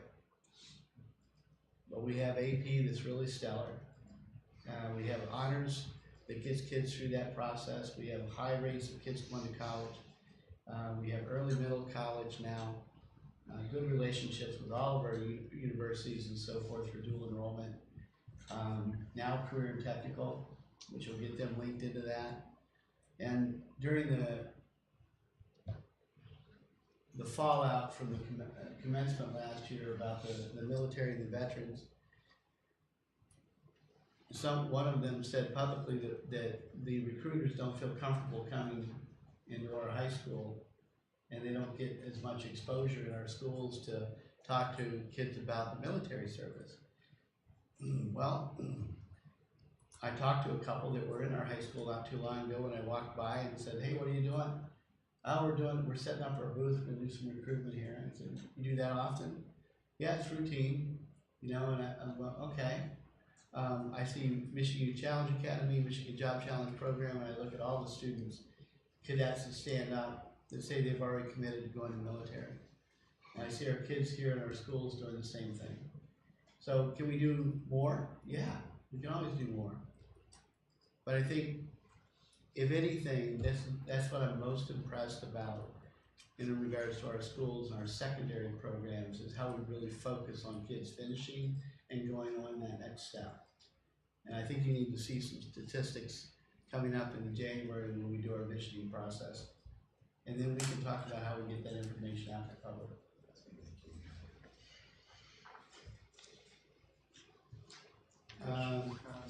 Anything else? So, concerns voiced about behavior issues, safety, lack of or inconsistent discipline, and bullying.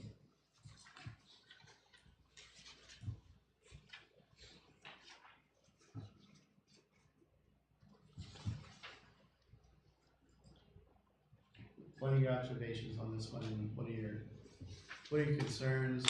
Got any solutions?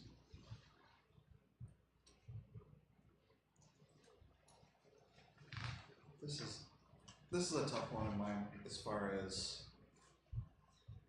parents are going to base things on what their kids come home and say, largely. So if your child comes home and says there was a fight or there was this, and that's all they're hearing, then unfortunately they're going to form some opinions that that's what goes on at the school, even though that's not anywhere close to the only thing that happens. But I mean, how many times do we ask our kids what happened today, or how was your day? And most of the time it's nothing, unless it's, you know, something like that happened, and that's what we hear. We don't hear that we saw this, or we went and did this, or we did that. It's that one piece. If that's the only thing that's coming home from the kids, fortunately that's what the parents are basing on. Now, saying all that, I have no idea what the solution is. I'm just offering that's what I hear from my kids, is that there was this or there was that, and it's, you know, overshadows all the positives. Well, we've spent a lot of time in board meetings talking about handbooks, about making sure that administrators and teachers and that those rules are set at the beginning of the year, and that those are reinforced. We've had PBIS, we've done a lot of things, we've evolved over the years about the things that we can do as a district to help our children be successful and to not have issues. But one of the things that we can't control is what's happening in households and parenting styles and parenting issues. And I think as a school system, as a country, we expect our schools to do the majority of the parenting. Some have the idea, some people have the idea that the students can get whatever they need once they get to the school. And so we take a lot of responsibility for what happens. I think we still have a lot to do regarding just respect beyond bullying and discipline, and starting that sooner, starting that at the elementary schools and getting parents engaged sets things in the right tone. I like what we've done with our Hawk's Nest, or Mr. Jolie, Mrs. Hagelman's, Mrs. Big's rooms. But I think that we're going to have to continue to find new ways and be ahead of the game. And I'm excited that that we've got the grant money to continue what we've already started in terms of safety and health. But I think that's going to be something that's even more of a challenge.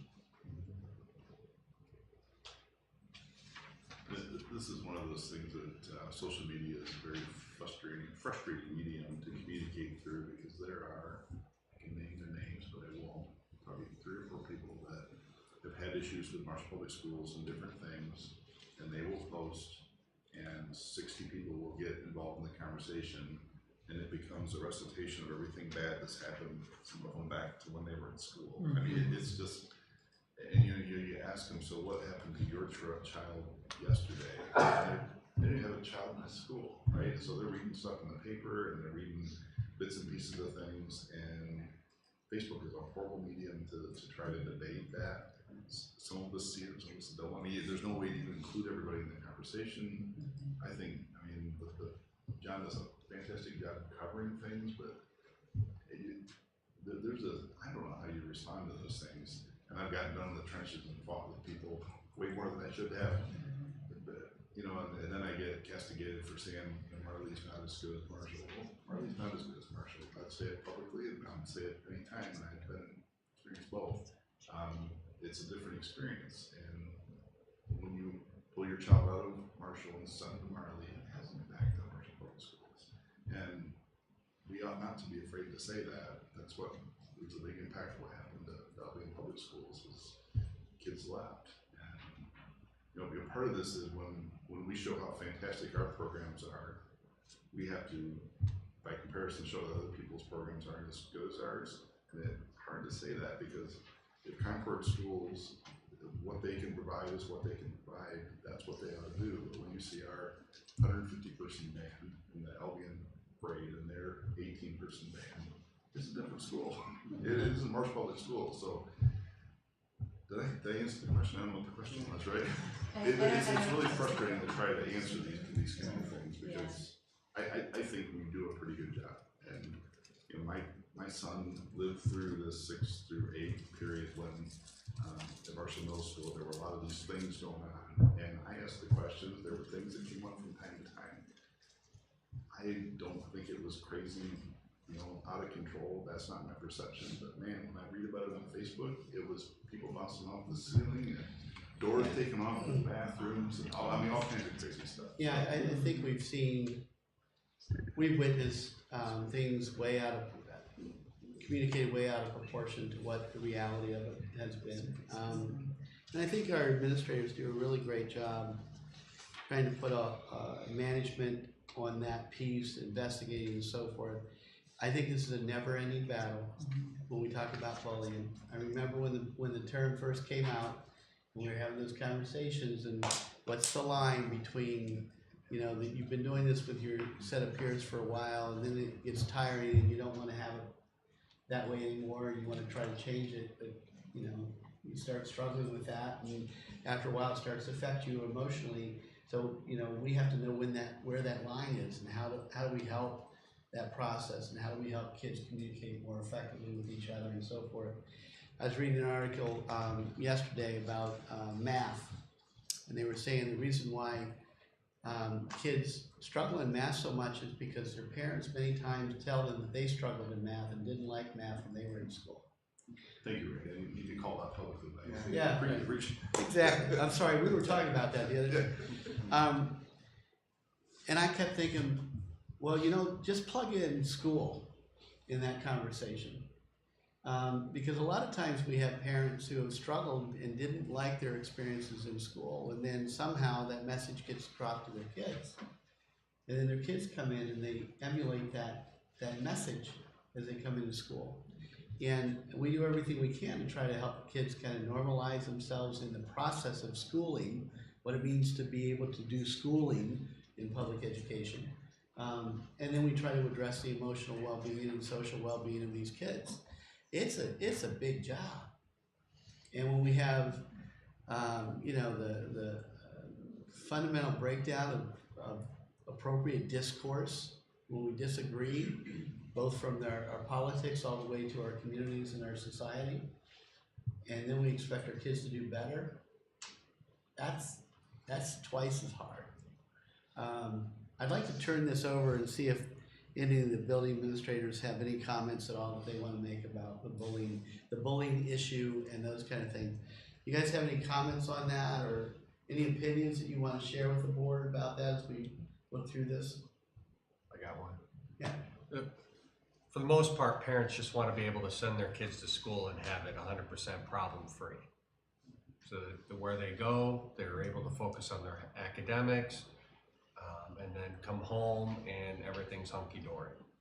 We know that in life and in society, things get messy and it's not perfect. I will say at the middle school level, we've noticed within the past 5 to 10 years that coping skills or coping strategies, the ability to handle stress, anxiety, issues that may arise, that skill set is not necessarily there for some of our students. And because that happens, and because problems occur, and there have been problems even when I was back in school in the early 70s, those same things took place. Don't laugh, it's not funny. The difference is maybe the level of supports that are there for some of the students, the cell phones and the inability for kids and families and parents to get away from some of those stressors. When those issues happen for, let's say for me or other students of my age group in school, you could go home and those issues are gone. Now you can't. Many times we're dealing with issues that are not even school related, that are happening outside of school, yet we are supposed to be the fixers for those individuals. So some of this is a mental health issue, a lack of support, lack of coping skills, and there's a sentiment that we need to suspend, we need to remove, that those kids that don't fit into the square box or square peg, whatever you want, a round hole, you get the story there, that we need to just remove them, and that's not the case. And I will say that some of the conversations that I've had with community members, or not community members, just with parents that are upset with how things are happening here, in some cases, I'll say it, they feel it's a black-white issue. And I will say that I was recruited by parents to come here 14 years ago when it was pretty much wonder white, because there were fights that were happening on a regular basis. When I first started here 14 years ago, we had a fight every single week. I don't have a fight every single week. I have flare-ups.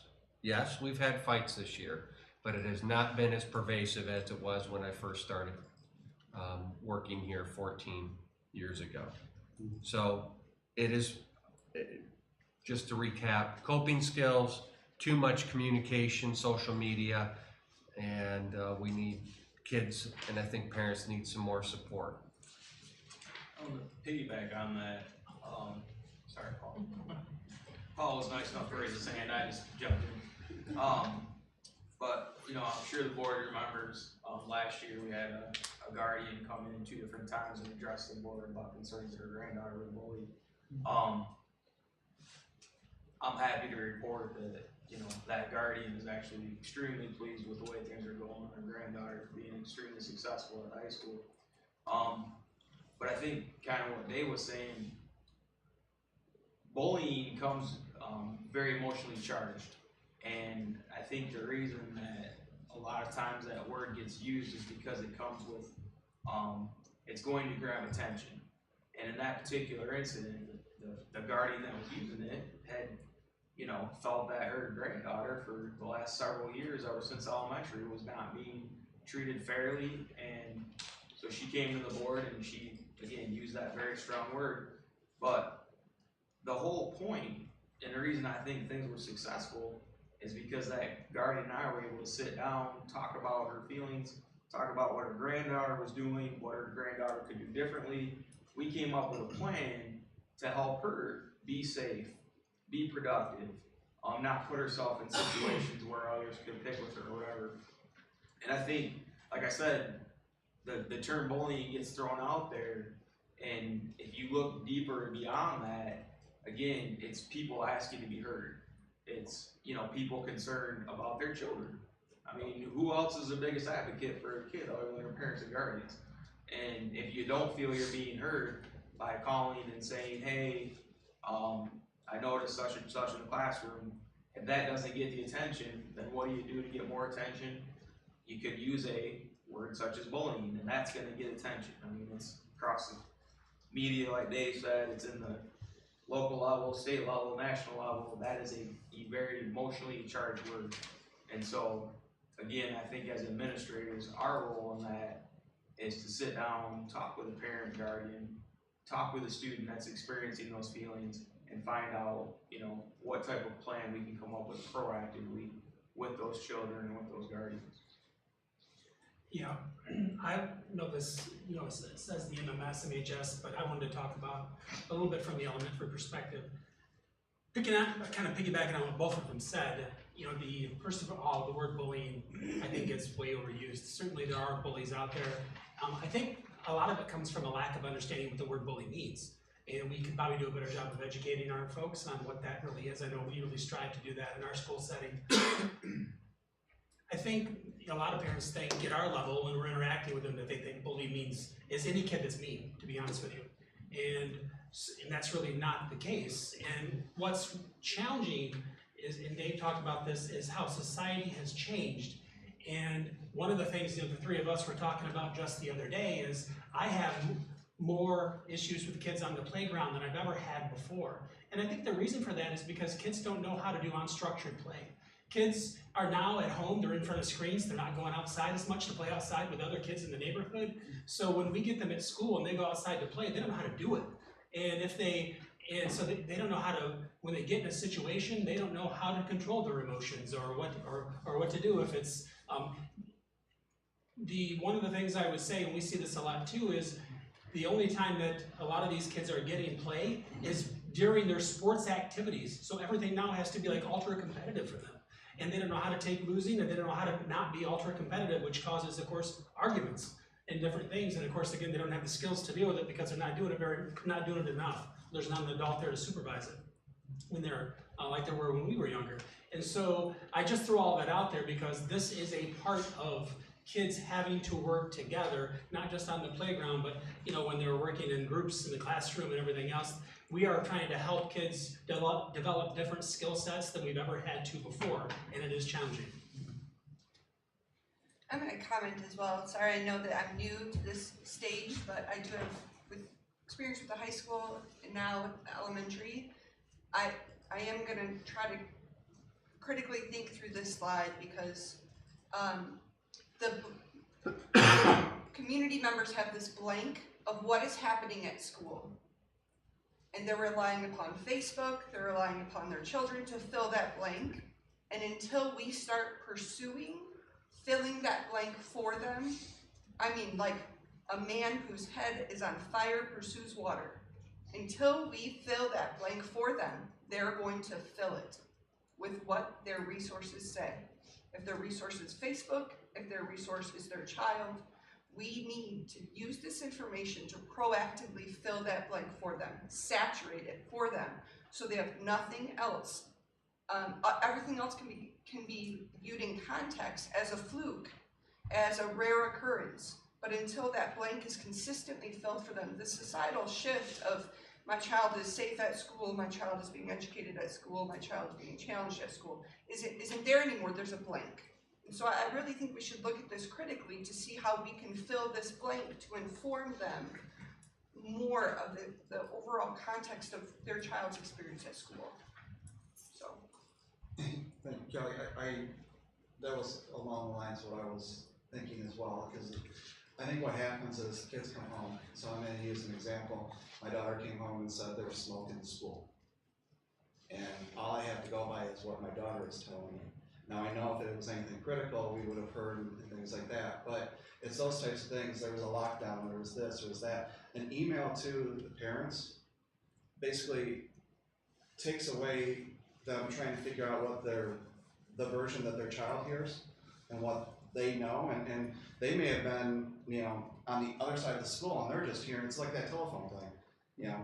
By the time it gets to what the truth is, it's totally different. Or what they are saying is totally different than what the truth was. And I think it could be as simple as an email going home to parents, because I know my email is on my phone, and I hate having anything unopened, so I look at it right away.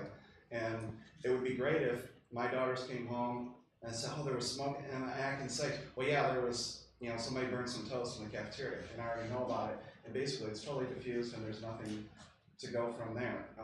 If there was a lockdown, if there was anything like that, you know, and I know from, I'm not saying every single thing needs to go home, but if there's things that maybe the kids are gonna come home and say, hey, this happened in school, when we do ask that question, and we don't know about it, all we're hearing is that's what we're gonna form it on.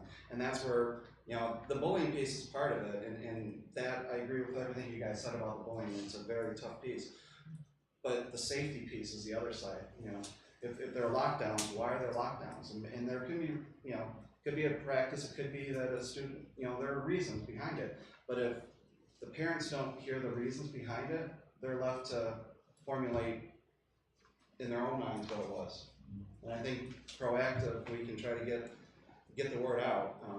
And social media is a good thing and a very bad thing most of the time, but I don't know, that's just my 2 cents. I just think there's ways that we can help alleviate some of it in advance to it blowing up, perhaps. I think part of the way Maida had a very bad image a couple years ago, and part of the way we dealt with that is when somebody would say something bad, there were a whole group of people that would pile on, and you know who they all are, and it was all positive, and we would just get positive, positive, positive, which is what you're talking about. That is a way to deal with it, but you know, it's a pain in the butt. To actually do that, and to have to pay somebody to do it, I don't know. Well, I'm not saying the positive, I'm saying instead of letting, get the facts out front, in front of it. And I'm not talking social media, I'm talking, you know, we all have communication vehicles now that we're sending emails home to parents and things like that. And if an email comes home from the school, I'm gonna read it pretty quick. And if it's a simple 2 lines that says there was smoke in the school because, you know, burnt toast or whatever, then it's a done issue. Now, if I don't have that email, my daughters come home and they say, yeah, the halls were filled with smoke. They may have been on the other side of the building and not seen it all, but their friends have all said that what was this tiny little thing is now this huge thing. As a parent, I'm like, what's going on? And it just, and that, then the next time, it just continues to. The part of that on social media is somebody hears there was smoke in the school, and if there was no response by the school, there was no public statement issued, and even though we did all that on Facebook, it's back and forth and it takes off in a different direction. And part of it is somebody's got to get on there and hammer and say, that's not what happened, here's what the facts were. And I'm just saying part of that problem is because we've all done that at different times. Sometimes you don't know the conversations that are going on. And my buddy Big Matt always he will tag Bill and I so we know about it. But there are a million things we don't even hear about, and people have these perceptions, and then it's frustrating. It is, and you know, I'm gonna go at the They're not hospital. counseling because of them. But sometimes when we've had those types of things going on at the hospital, it hasn't been us responding or the hospital responding. It is people that know the actual story are jumping in. So if you have a parent, so if I saw something like that and I received an email from the high school to say, no, this is exactly what happened, and I put that out, that should shut it down pretty quick. And that's the piece. Right now, there isn't that piece there to even try to. Does that make sense? Yeah, I mean, it becomes sort of like, you know, see something, say something, right? If we're all in this together, we gotta say something to hear about us. I don't know. So if I'm hearing you guys correctly, like Richard and Bill and just what everyone is saying is communication is the bottom line. That's huge.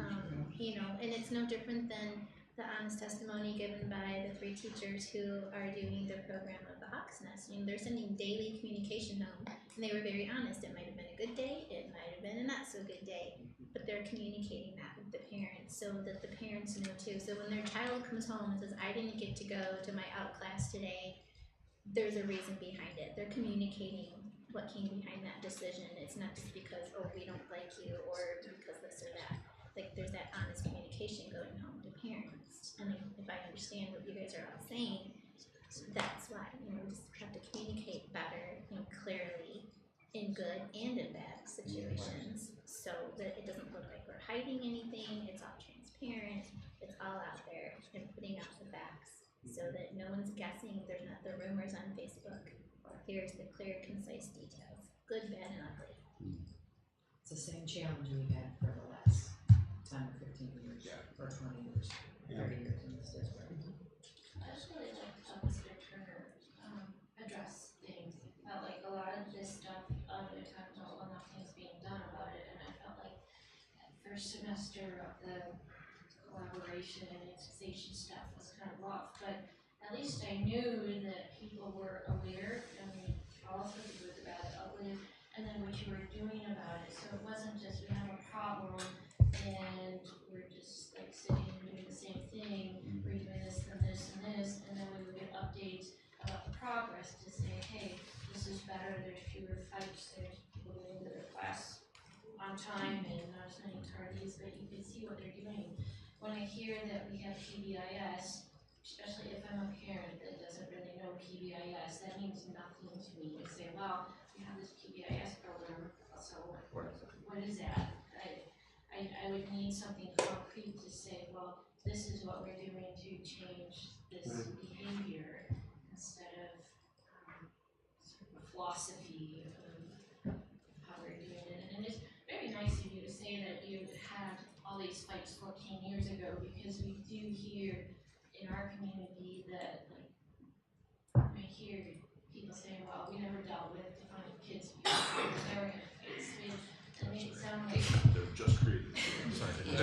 didn't mean to laugh. Before the Albion kids came over, there were no real issues, and it's just us causing all the problems and the chaos. Right? It's nice to know that there had been issues. I wish there were issues before, but it's nice to know it's not just we're an anomaly. And sometimes I think it would be nice if people told us that, because we just get, like on Facebook, you tend to get more of the people that are negative and stereotypes, and you don't hear as much about the other parts of Marshall that, you know, what you're supposed to say. And then middle school, I think all over middle school was rough. And so it's hard to know, well, what's the normal amount of craziness in middle school, just because you're middle school. We don't remember that? I remember in my middle school, there were fights too, and there were issues, and there were people that were picked on, and other things like that, but definitely the middle school gets picked on. It's just hard for me to put in perspective of whether it's the normal amount of behavior that's going on in middle school or not. And then there is a lot of things that are come from the home, but we still have to figure out what to do. And I can see the difference just from, you know, my kids starting kindergarten at Harrington a few years ago and seeing the difference that a school does make. So that a couple years ago we had a ton more behavior, and it's not that the kids really changed dramatically. It was differences in administration, differences in teachers, differences in approaches, having to co-teachers, and things like that that have really made a big difference. So in kindergarten, I felt like my kid was more likely to come home and tell me that it was really noisy. And I was in that kindergarten regularly, and it was noisy and kind of chaotic. And by the end of the year, it was working fairly smoothly. This year, he comes home, and almost every day he tells me he had a great day. And even when there's subs, I assume that's going to be a bad day, but the last couple of days he had a sub. That was a good day too. And so you can see really the difference that the school, what teacher you have and what administrator you have and what programs you have. So even though there's a lot of things in society that make it more difficult, we still have to figure out how to overcome those obstacles and figure out how to do the best for the kids that we have. That's good. Thank you. So there's a lot of perceptions in this information, and some of them are misperceptions. Are we gonna do anything to, is there gonna be like an address, like a state of the school kind of address to have, you know, some of the leadership team address some of these issues in here and talk about, you know, what is PBIS, what does happen on a daily basis, that, you know, how are things at the middle school, and some of the people I think will really benefit, some people would really benefit, some will probably not believe it, but it's nice to know what the plan looks like and how we evolve to meet those Former things. board members as advocates.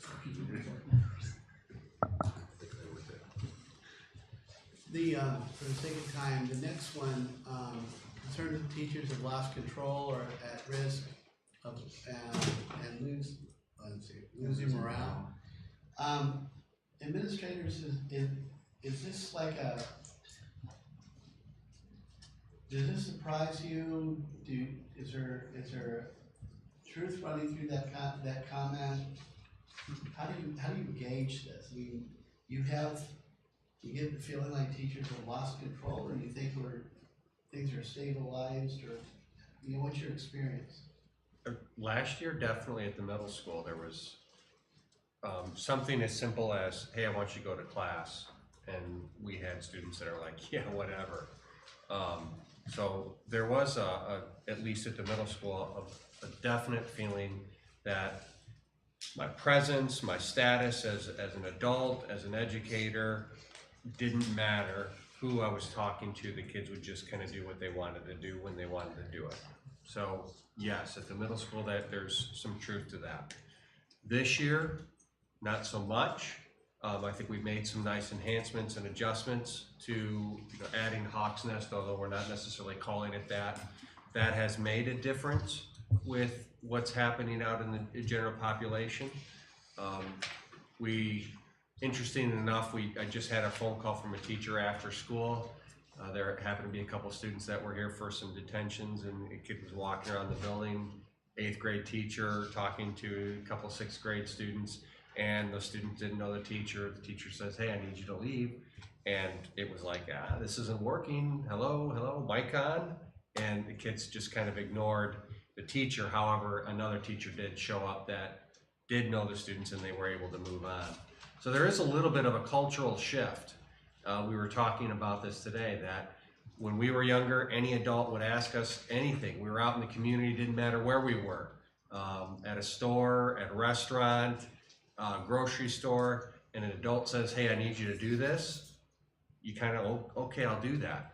Not so much today. So there is a little bit of dynamics and shift in parenting and shift in what students and kids will react to.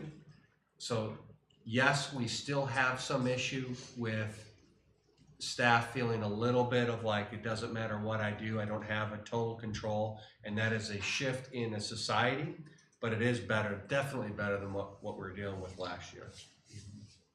So the timing certainly is relative. What? I was gonna say, to piggyback on that, I think it's the context lost or losing control, I think is misleading. Dave kind of alluded to something that's very important to mention. We're experiencing a lot more students, we call them children of trauma, over the years that are coming to Marshall Public Schools. And not just our students from Albion, but even within Marshall. And it's a big shift for adults that have been used to working with a group of students that have parental support, are reading at grade level, like Dave said, understand right from wrong. And so we spent a lot of time the last couple of years focusing on building relationships. We brought in district-wide champs, which is another PBIS strategy that talks about, again, being proactive to help teachers that, again, aren't necessarily used to working with those types of students, because it is about the way that you interact with the students that makes the difference. So like I said, I don't think it's necessarily such an issue of losing control as much as understanding how to interact with students that are experiencing difficulties, not taking things personally, keeping out of the vocabulary, they should know better, it's a different mindset. And so like I said, I don't think it's a loss of control as much as it's a need to understand where students are coming from and teaching those replacement behaviors.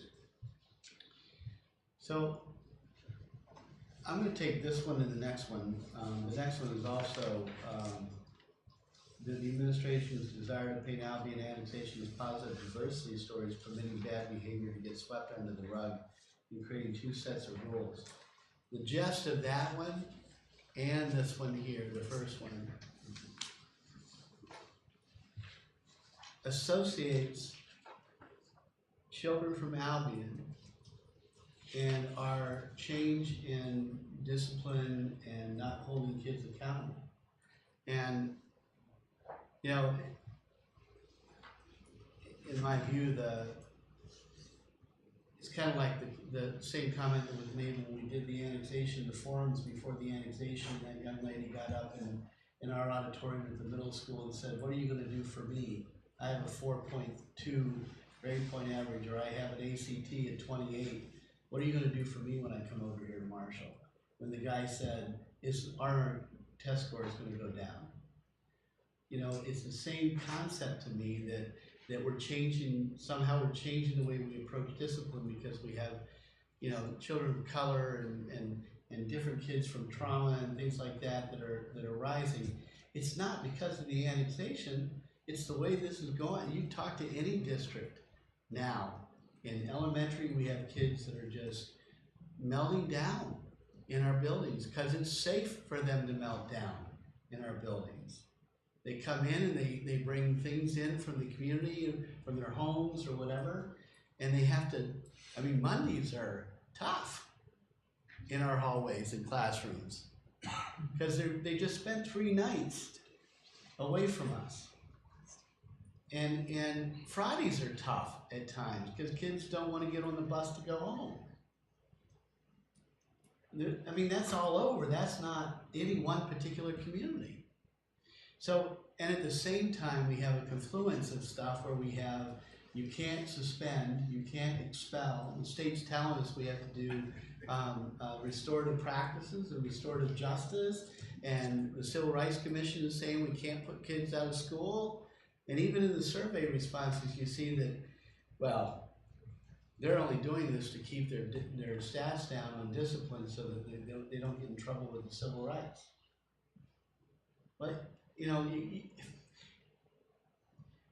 our teachers are dealing with children that are coming in that are touched by trauma, that are experiencing toxic stress in their communities and or their homes, that look at our schools, whether they show it or don't show it, they look at our schools that we are constant, we are consistent, we provide basic needs, we provide care and concern, and we educate. And they get to see their friends within that umbrella. And when their experience outside of this school system is a lot different, then that's where we have this problem, because it's a give and take each time the kids come in, every single day, every single week. And our teachers are confused about what does that mean, and how do I control this, and how do I do classroom management when I've got a kid that melts down and starts throwing things. I witnessed one of those issues over one of our elementary schools, and it was like, wow, you just cleared out 26 other kids because you're having a meltdown. And it was a kindergarten. And I'm thinking, okay, so how do we deal with this? Well, we have a student stabilization team in every building that are all trained in CPI and should be all trained in CPI restraint and de-escalation. I'd like to see every one of our teachers be trained in de-escalation for CPI. Can you tell us what CPI stands for? Crisis prevention intervention. We need to do that so that we create a team that can actually take that child that's having the meltdown, give them care and concern and attention and focus, and get them out of the other population so the other population can have their learning moments. And the young person that's having their meltdown gets the support they need to stabilize. So there are things we're doing each step of the way trying to address this. It's one of the most frustrating things I think our administrators have to deal with and our teachers have to deal with. Because they'll call me and say, "Doc, what do I do with this?" And we'll talk through it. And if you have to put the child out of school and send them home with their parent, we have to do that. If we have to call the police because the child is doing something that is in risk of harming himself or others, we have to deal with that. But there are restraints that we have legally. You can't physically restrain a kid because they're damaging property. That's the limitation we have. unless they're hurting themselves or others, you can't restrain a kid who's destroying Paul Holbrook's office or Matt LaFave's office. We have to deal with that child differently. We have to verbally de-escalate. We have to use physical proximity to control the child without physically restraining the child. You know, it's a complicated picture. So when I see these comments that get made, I know that that's how they feel, and those comments get put out there quite easily because it's easier to make a comment than be a part of the solution. Part of that solution is bring the parent in, work with us here, let's learn a little bit more about your child, let's keep moving the needle forward, let's get that gauge going so the child's actually learning and also allowing others to learn in a group environment. It's a tough thing to do. But you know, they're working really hard at it. I know they are. Well, Randy, I think you're right. I mean, I've said before, I work in 5 different school buildings other than Marshall. I don't work in Marshall public schools, but I do have the liberty to go into 5 other buildings, and I get to witness what happens in those buildings every week. And they are dealing with exactly the same thing that we are here. I watch those teams get called down to room 115 because there's a student who's having a situation or having a bad day, and see those teachers leave their classrooms and hustle down the hallway, to go help that student. So it's not just here. It is a society problem. It's a home. It's here. It's everywhere. In all my other districts, they're dealing with the exact same thing. And I think everyone is trying to build that rapport with those students. The teachers are, the administrators are. I think of this little boy in one of my schools, and I know his name because obviously the ones that are always in trouble and getting their name called, you tend to know those students' names more. And this little boy has made great progress this year compared to last year, and it's because of the positive things that everyone is doing, including this district and those districts too, and trying to deal with, just a different situation in a different setting. And this little boy now will fist bump me in the hallway, and he'll tell me the food group names because that's what I teach. And so, there's hope, and it makes me smile because I think this is the same child last year who struggled and was sent out of the classroom constantly. And he is, doing better and thriving now. So I just think there's so much potential in, the students in this district. And I think, our teachers are doing the best that they can, and administrators too. And I'm glad that we did this survey because I think it brings to light how other people's perceptions are and what we can address and what we can do about it to make it better. And again, like we said before, getting that communication out there. Well, I think the other piece that's out there too is, Dave mentioned earlier, as a parent, we're comparing to how it was when we grew up. So when I was growing up, there was a paddle in the principal's office, and I knew if I got in trouble, that was what I was going to face. And that's not out there anymore. When I was growing up, I think they said if an adult asked me a question or was going to reprimand me, I was scared to death. And that's not what's out there in today's society. So it's a learning curve for parents, and teachers, everybody, and we're all going through it together. And there's no easy way to figure it all out, I guess. I will share this one last bit of information real quick. When I was in the middle school about a month and a half ago, ran into one of the teachers who taught both of my children here, and just asked them how it was going. And this teacher said to me, "It's great." She goes, "This year is so much better." And she goes, "I feel like I have her words were, I feel like I have my power back." And she's like, "I think a lot of the staff feel like they have their power back in their classroom," and a big part of that was due to Mr. Jomelink, Ms. Hagelkins, and Ms. Biggs, and doing the program that they're doing with the students and trying to meet everyone's needs so that the classrooms are thriving and those other students are thriving too. So those were her words about, we feel like we have our power back, and I just wanted to share that.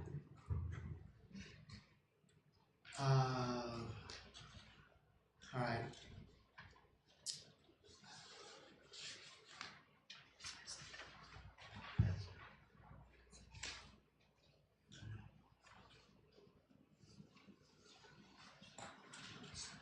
My eyes are starting to get weak. I think you know, I'm sorry, when I went through that, I mean, the things that I'm looking at are, can you go back? Concern is the administration use energy. Okay, so we did that. Survey itself seen as proof of diversity. For most, diversity goal itself seen as generally positive or neutral, but it's time to acknowledge, fix the issues, and move on. It's not that simple. Really isn't. I mean, the reality of it is we are working so hard as a district to address the issues of equity, equal access to a positive pathway to quality education for all children. When we talk about diversity, we'll be talking about this in January because it's related to our vision and our mission as a district. You can't just take the word diversity out of the equation. And once we started the path, even in 2009 when I started presenting to you GAP, I mean, you hadn't seen GAP comparisons up until that point. And we started talking about there's this significant gap between children of poverty and those that are of means, between children of color and those that are white. And the reality of it is that exists. Can't change that. Not going to stop talking about it. When I talk about how we put all this into action, the action has to be, do we deliver on our promise that every child has equal access to a quality educational pathway that will lead to their success at their fullest potential? And if we believe that, it doesn't matter what we're talking about. Individual uniqueness of the uniqueness of that individual in front of me that I'm teaching, we have to recognize those differences, whether it's physical challenges, emotional, psychological, intellectual, color, culture, gender. It doesn't matter really about the differences we're talking about. It matters the fact that we look at that child with those unique traits, whatever they are, and we have to find a way to educate them equally across the board. And sometimes that means it's a heavier lift for some, and it's a lighter lift for others. Some kids will learn in spite of us. Some kids won't learn unless we're there. And we have to figure out how do we address that. So when we talk about that's the model we're trying to build, is that every child has an opportunity to be successful in our system. And then we talk, when we start breaking that down, you can talk about implicit biases, and that can be relative to race, or it could be relative to, this little binky over here kind of, I have a hard time with this little kid because he does this or he does that, and whatever. You get up to, little kids are a lot of fun to deal with, and the older they get, the more challenging they are, because they start thinking independently, they start acting differently, they smell differently than they did when they were children. There's all kinds of issues that come up that we have to address and we experience along the way of K-12. And this whole thing with diversity is not going away. So, when people write those comments that, get off of it, let's just move on. We're going to get better at what we do, and we're going to communicate better about all of this, and it's not going to go away. It's just the way our world is. We talked about this before annexation. We talked about how teaching children to be ready for a more global, diverse, rich society that they're going to be experiencing in the future is best for all children, regardless of where they come from. We made that commitment as a board and an organization. So we're not going back. We're not going to apologize for it. We're going to move forward. And it will always be an issue that we're going to have to deal with. No matter what that ism is, whether it's racism, or it's elitism, classism, whatever you want to talk about, we have to deal with it. Because every child deserves an opportunity to succeed. And we've put so much energy into this as an organization over the last 5-6 years that it's not gonna go away. So for the sake of time, I wanted to get on my soapbox about that, because I think that's a conversation we're gonna need to have as we go forward, when we start really putting together what is our vision and mission for the coming next 5 years. How does that look? And how does that resonate with what we're trying to do and put into practice? So I want you to think about that. If you guys have any other comments on this, you can. But I'd like to get to the last piece about administration and board, if that's okay. Any other comments? I'll just comment that the Marshall that I live in now is not the Marshall I grew up in. And so we have collectively changed this community. I'm thinking of a guy that was on the school board when I was in high school, and he stood up there and said things that were racist, and he went to meetings in Albion and said things that are racist. We aren't that way anymore. It would be interesting to break down this and see where this fell as far as age and kids in school, because my perception is, and I've talked to lots of people like we all do, my parents are in a certain group and they remember things that Larry remembers from years ago. My experience was better, I think, than theirs, but my kids' experience is completely different. And so we have collectively changed, and I think you stated exactly right. We can't stop. This is the future. This is where we need to go. And when you see things like, the YPC and the work that's been done between the two communities, it's absolutely incredible. I mean, you would have never imagined this, anything remotely like this even 10 years ago. It's just stunning. So we are making progress. We're making real progress in changing people's lives. So This might be a different way of presenting things. And it might be that just, I like the word white privilege sometimes sets people off, but you can say the same thing in different words to get them to understand. Sometimes there's key words that just sort of stop people and we can't think through it. And so maybe the diversity word is a code word for something else now. Really just certain people, and so maybe we have to use different terminology to mean the same thing. I'm not sure why it's saying in here that we're not focusing on education, because we're focusing on diversity. So maybe it's just a different way to approach it, of just how we put it out there, how often we put it out there, because we are more diverse and we're working at that school level, but we just don't care about it as much. But in the same way, we still look at it at a school level and at the kids. It's that older generation. Well, and we're living in a society that makes a big deal about NFL football players taking a knee during the Pledge of Allegiance, right? And that's an issue that has a whole bunch of ramifications to it, but the leader of the free world says it's an issue of respecting the flag. And if that's the kind of thing to me that seems like it's into this.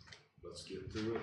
This is over with, and it isn't over with, right? I mean, all the things you just said, and we need to keep dealing with it.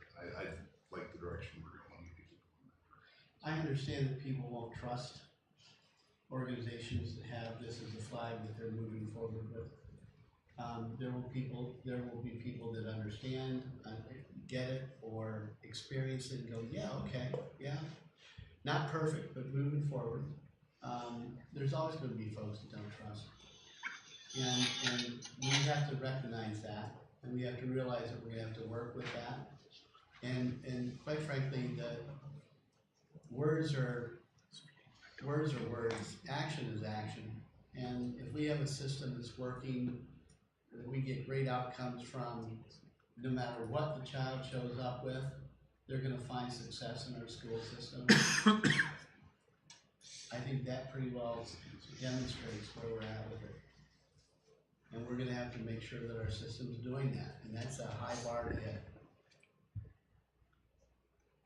You okay with moving on to the final piece? Yeah. All right. Evident hostility toward administration and board. Dan, you were saying something about you didn't like the way Ryan phrased something. He likes this one. He likes this one. I can have a chat with him about this one as well. Text him. So what did you glean from this section? What are some of the, did this surprise you? Did it? And that's the wisest one of us. That's the wisest one by far. No, I just weathered this storm. You weathered the storm. The old lady on the board. No, we've had some incredible challenges in our district, and we will continue to do that. And there are people that will bring up every challenge from the past, and I see certain comments that have been posted on Facebook pages, and I'm not saying that there isn't validity. There's also a lack of understanding sometimes in what the board's role is, in terms of should we be involved with, administration or having direct conversation with administrators. We're not a personnel board, we're a policy board, and I think that has frustrated some people, and that's considered lack of support or lack of concern for students or situations, or a perception of that. So that's sometimes very challenging as a board member. I think that when things don't go swimmingly well for students or parents or families, then they're going to be hostile towards whoever it is that told them that their son didn't make the football team, or that their son didn't make National Honor Society because they did something that made a poor judgment. I think people are going to be hostile, and I think that there are people that will pick up on any negative, and as a solution to that, we just need to be more positive. We have so many great things going. We've talked repeatedly about the administrator reports, and things that are going on in the buildings, and that information just is not disseminated to the general public. And we need to get that information out there, because you can't change people. You can't change all perceptions, but you can certainly feed them with good information on the positive things. I think for me when I think for me when I read through that, two things came to mind, and one of the first words I thought of was trust. And I like to think on a personal level with the people that know me, that I have interactions with in my life, know that I'm a trustworthy person. But I think just that global perspective on our, administrators and our school board, and that word came to my mind is trust. Is it something that's given, or is it something that you earn? And the second thing that came to mind was communication again.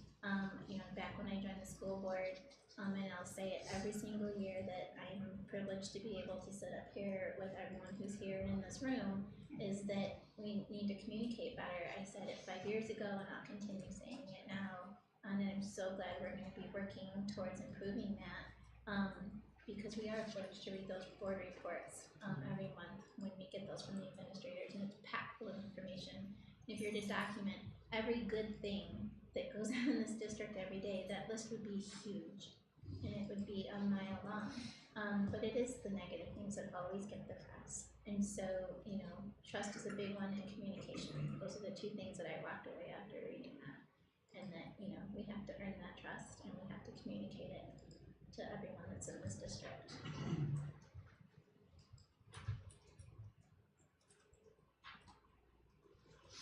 This was a little bit, we are talking about how kids don't know how to play, adults don't know how to communicate.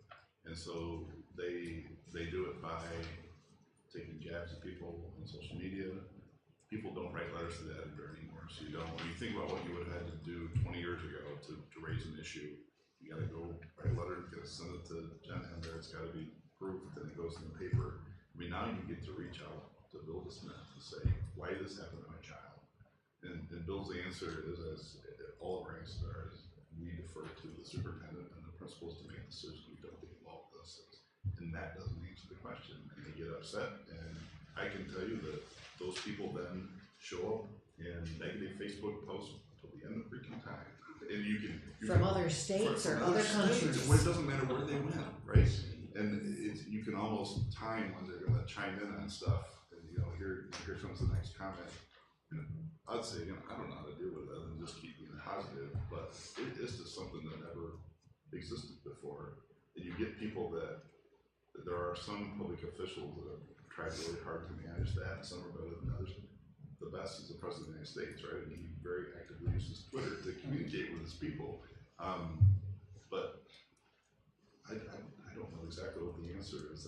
Just keep doing more of the positive, but it's a little bit frustrating. I mean, looking at Dave, the last conversation I had, the woman that we had from 2 years ago had an incident with her daughter that got 25,000 views, around this. It went around the world. All of a sudden I'm arguing with her, I'm like, why do I recognize your name? Oh, thank you, now I remember. But she's upset about a very specific thing, and she's translating that into the entire middle school as bad. And then, everybody on the whole, sees that whole discussion, and do you delete it and stop? Do you keep going with it? I don't. It's amazing to me that somebody moving to our community would post on Facebook, hey, what can you tell me about Marshall Public Schools? Rather than going to an administrator or building and checking it out themselves. Yeah, when I say David's gonna have an open house and talk to people, nobody likes that, right? They'd rather have a 500 comment discussion about how horrible middle school is instead of actually go on a nice date, go talk to some teachers and go talk to some students, right? It's not that hard. We're not hiding anything here, but that's what they do. Yeah.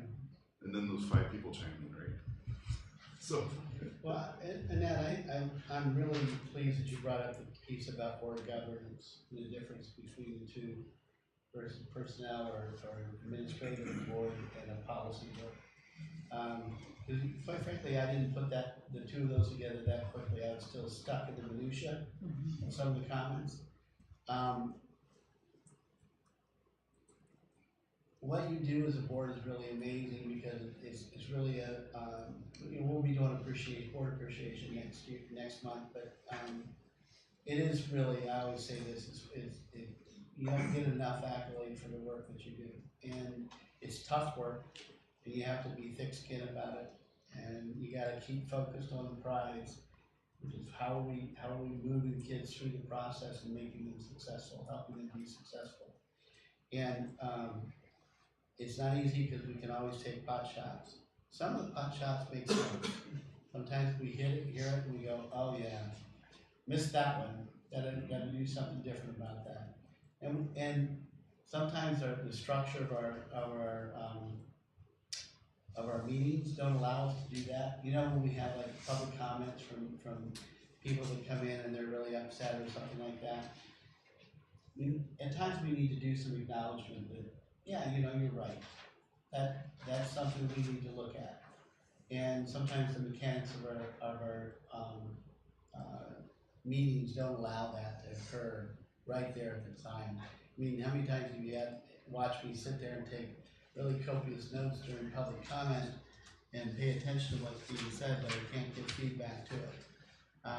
Sometimes you have that happen where it's not even accurate, but you can't do anything really to correct that unless my board president says, Randy, you want to respond to that.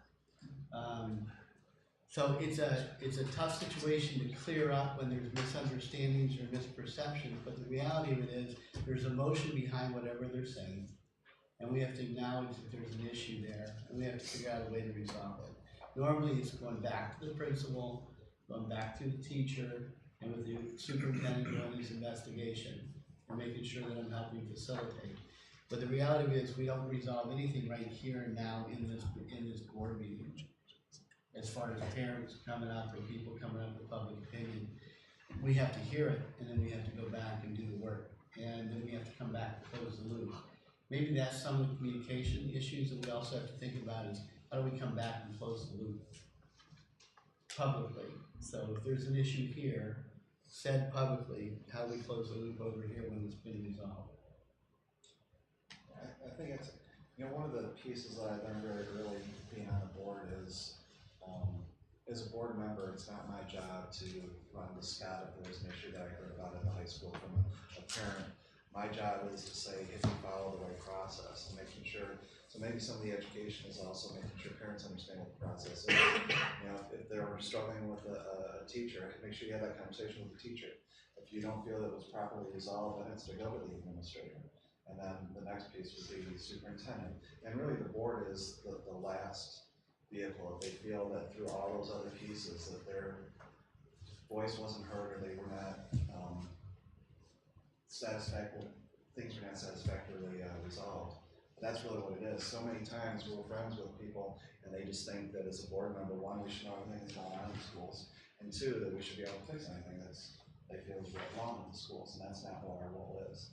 So some of it may be just like what we're talking about, is some education as far as a policy board, this is what our role is, and maybe that's what we kind of work towards in January when we do our vision and things like that.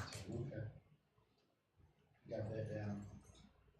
I think having an idea of expectations on our Facebook site too, for the school board, maybe just some communication tips about what's good and not. Like, to me, it's not really the best way to communicate, and it's much better if somebody actually talks, but some people use that instead of coming to a meeting or maybe some other way. I'm thinking of one lady who it looks like over the last several years has made the same comments over and over again, and I'm not sure why she says it every year.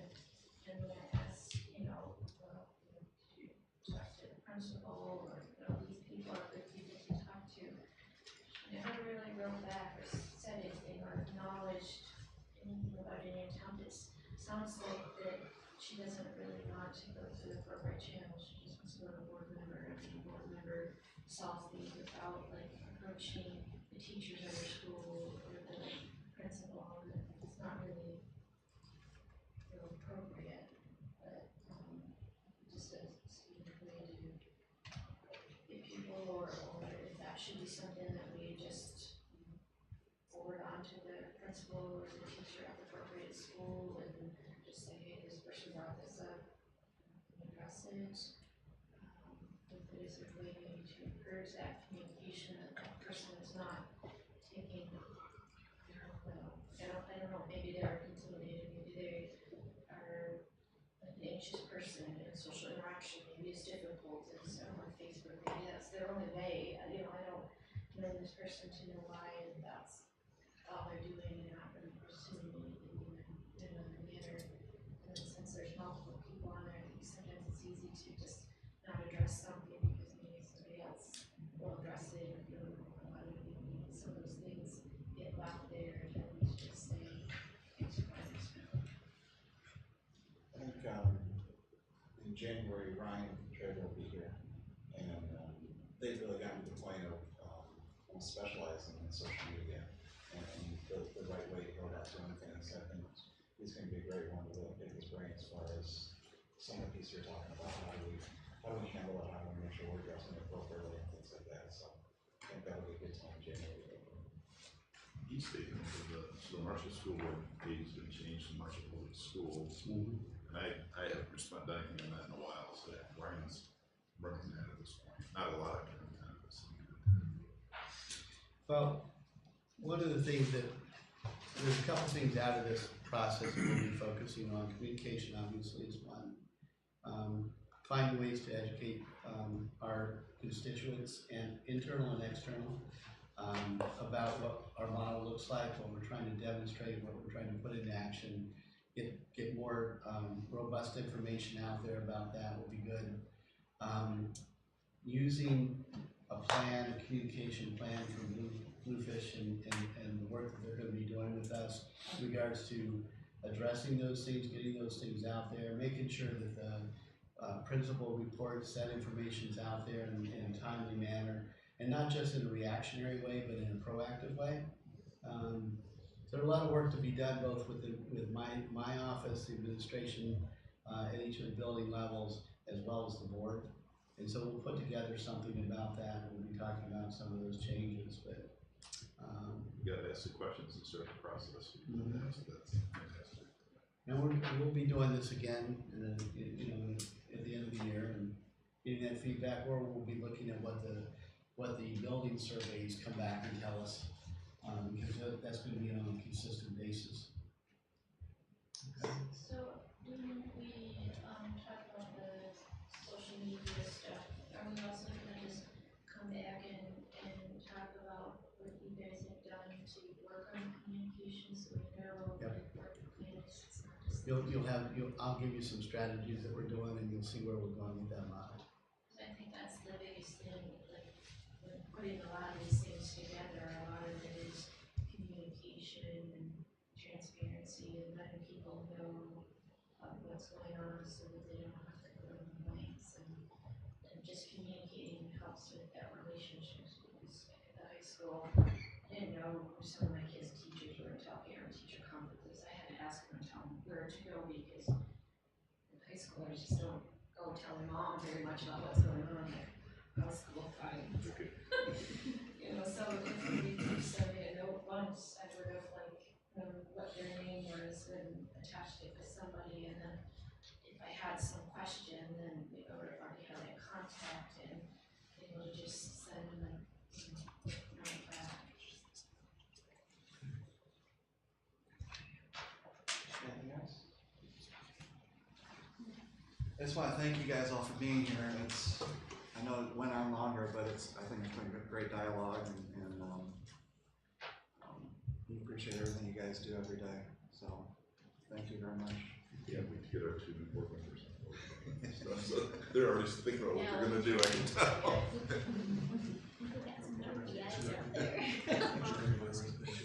We're already asking me if they're reading minutes for our midnight meeting, if we had very late meetings. We got a few more to go through, so we can get up by 10. How about we move on to bond rating improvement? Becky, you want to handle this?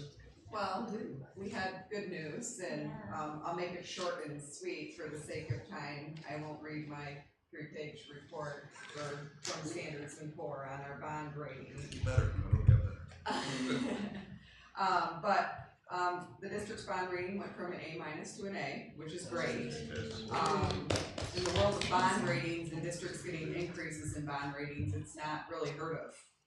So back in January 15th, in 2015, we stayed at the A- when we were refunding the bonds, when we paid to have a bond rating increase. So, you know, they called and they were reviewing Marshall Public Schools, and I did a questionnaire with them over the phone, and they look at all kinds of things for the rationale on whether they increase or not, and obviously a big part of it is the fund balance, which we're at 13.1% when you look at expenditures. And then they look at the economy over the past few years and what the economy is doing, and Marshall's seeing growth. And even though we have what they would consider a large debt, they still see the need to increase the rating. They say that our debt is around the 13.3 on the governmental expense side of it. However, 61% of our debt is going to be paid off within the 10 years. And so, you know, we're making our way till that AAA. So we'll just keep on going. Very cool. Yeah, that is really cool. Yeah, that's awesome. Yeah. Good work. Good job. So does that affect anything immediately with our financing? No, it doesn't affect anything immediately. It just, you know, we've had refundings, we've done the refundings, and so when we go to do refundings again, we're gonna get better bond pricing. And people want to buy our bonds because of it. Yeah.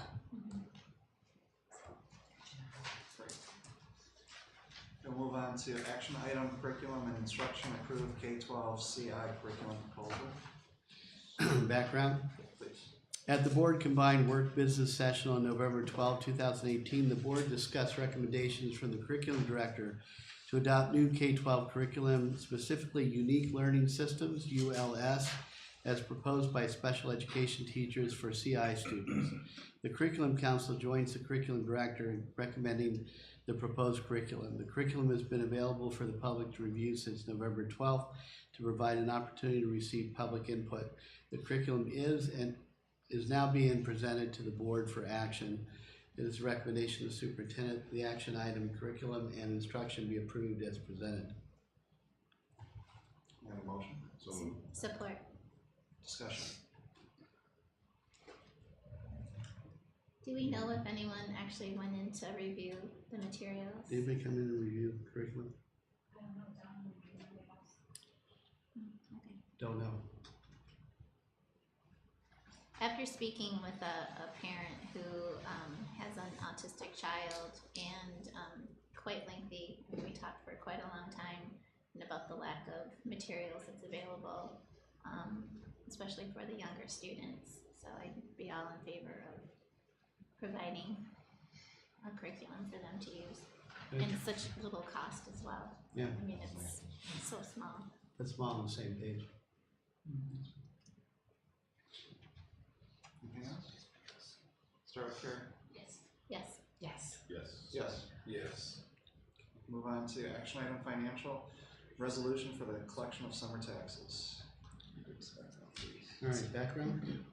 The district that has previously authorized a summer tax levy and wishes to continue with that authorization for the 2018 tax year must adopt a resolution to determine to continue the summer tax levy and file a copy of that resolution with each taxing authority by January 1, 2019. The proposed resolution is consistent with the district's past practice of collecting 50% of the school tax levy in the city of Marshall and Fredonia townships. All other taxing authorities will continue to collect 100% during the winter levy. It is a recommendation of the superintendent that action item financial be approved as presented. Motion, please. Move. Motion and support. Thank you. Discussion. This is our annual piece that we kind of go through and do. Beck, any other comments on it? Okay.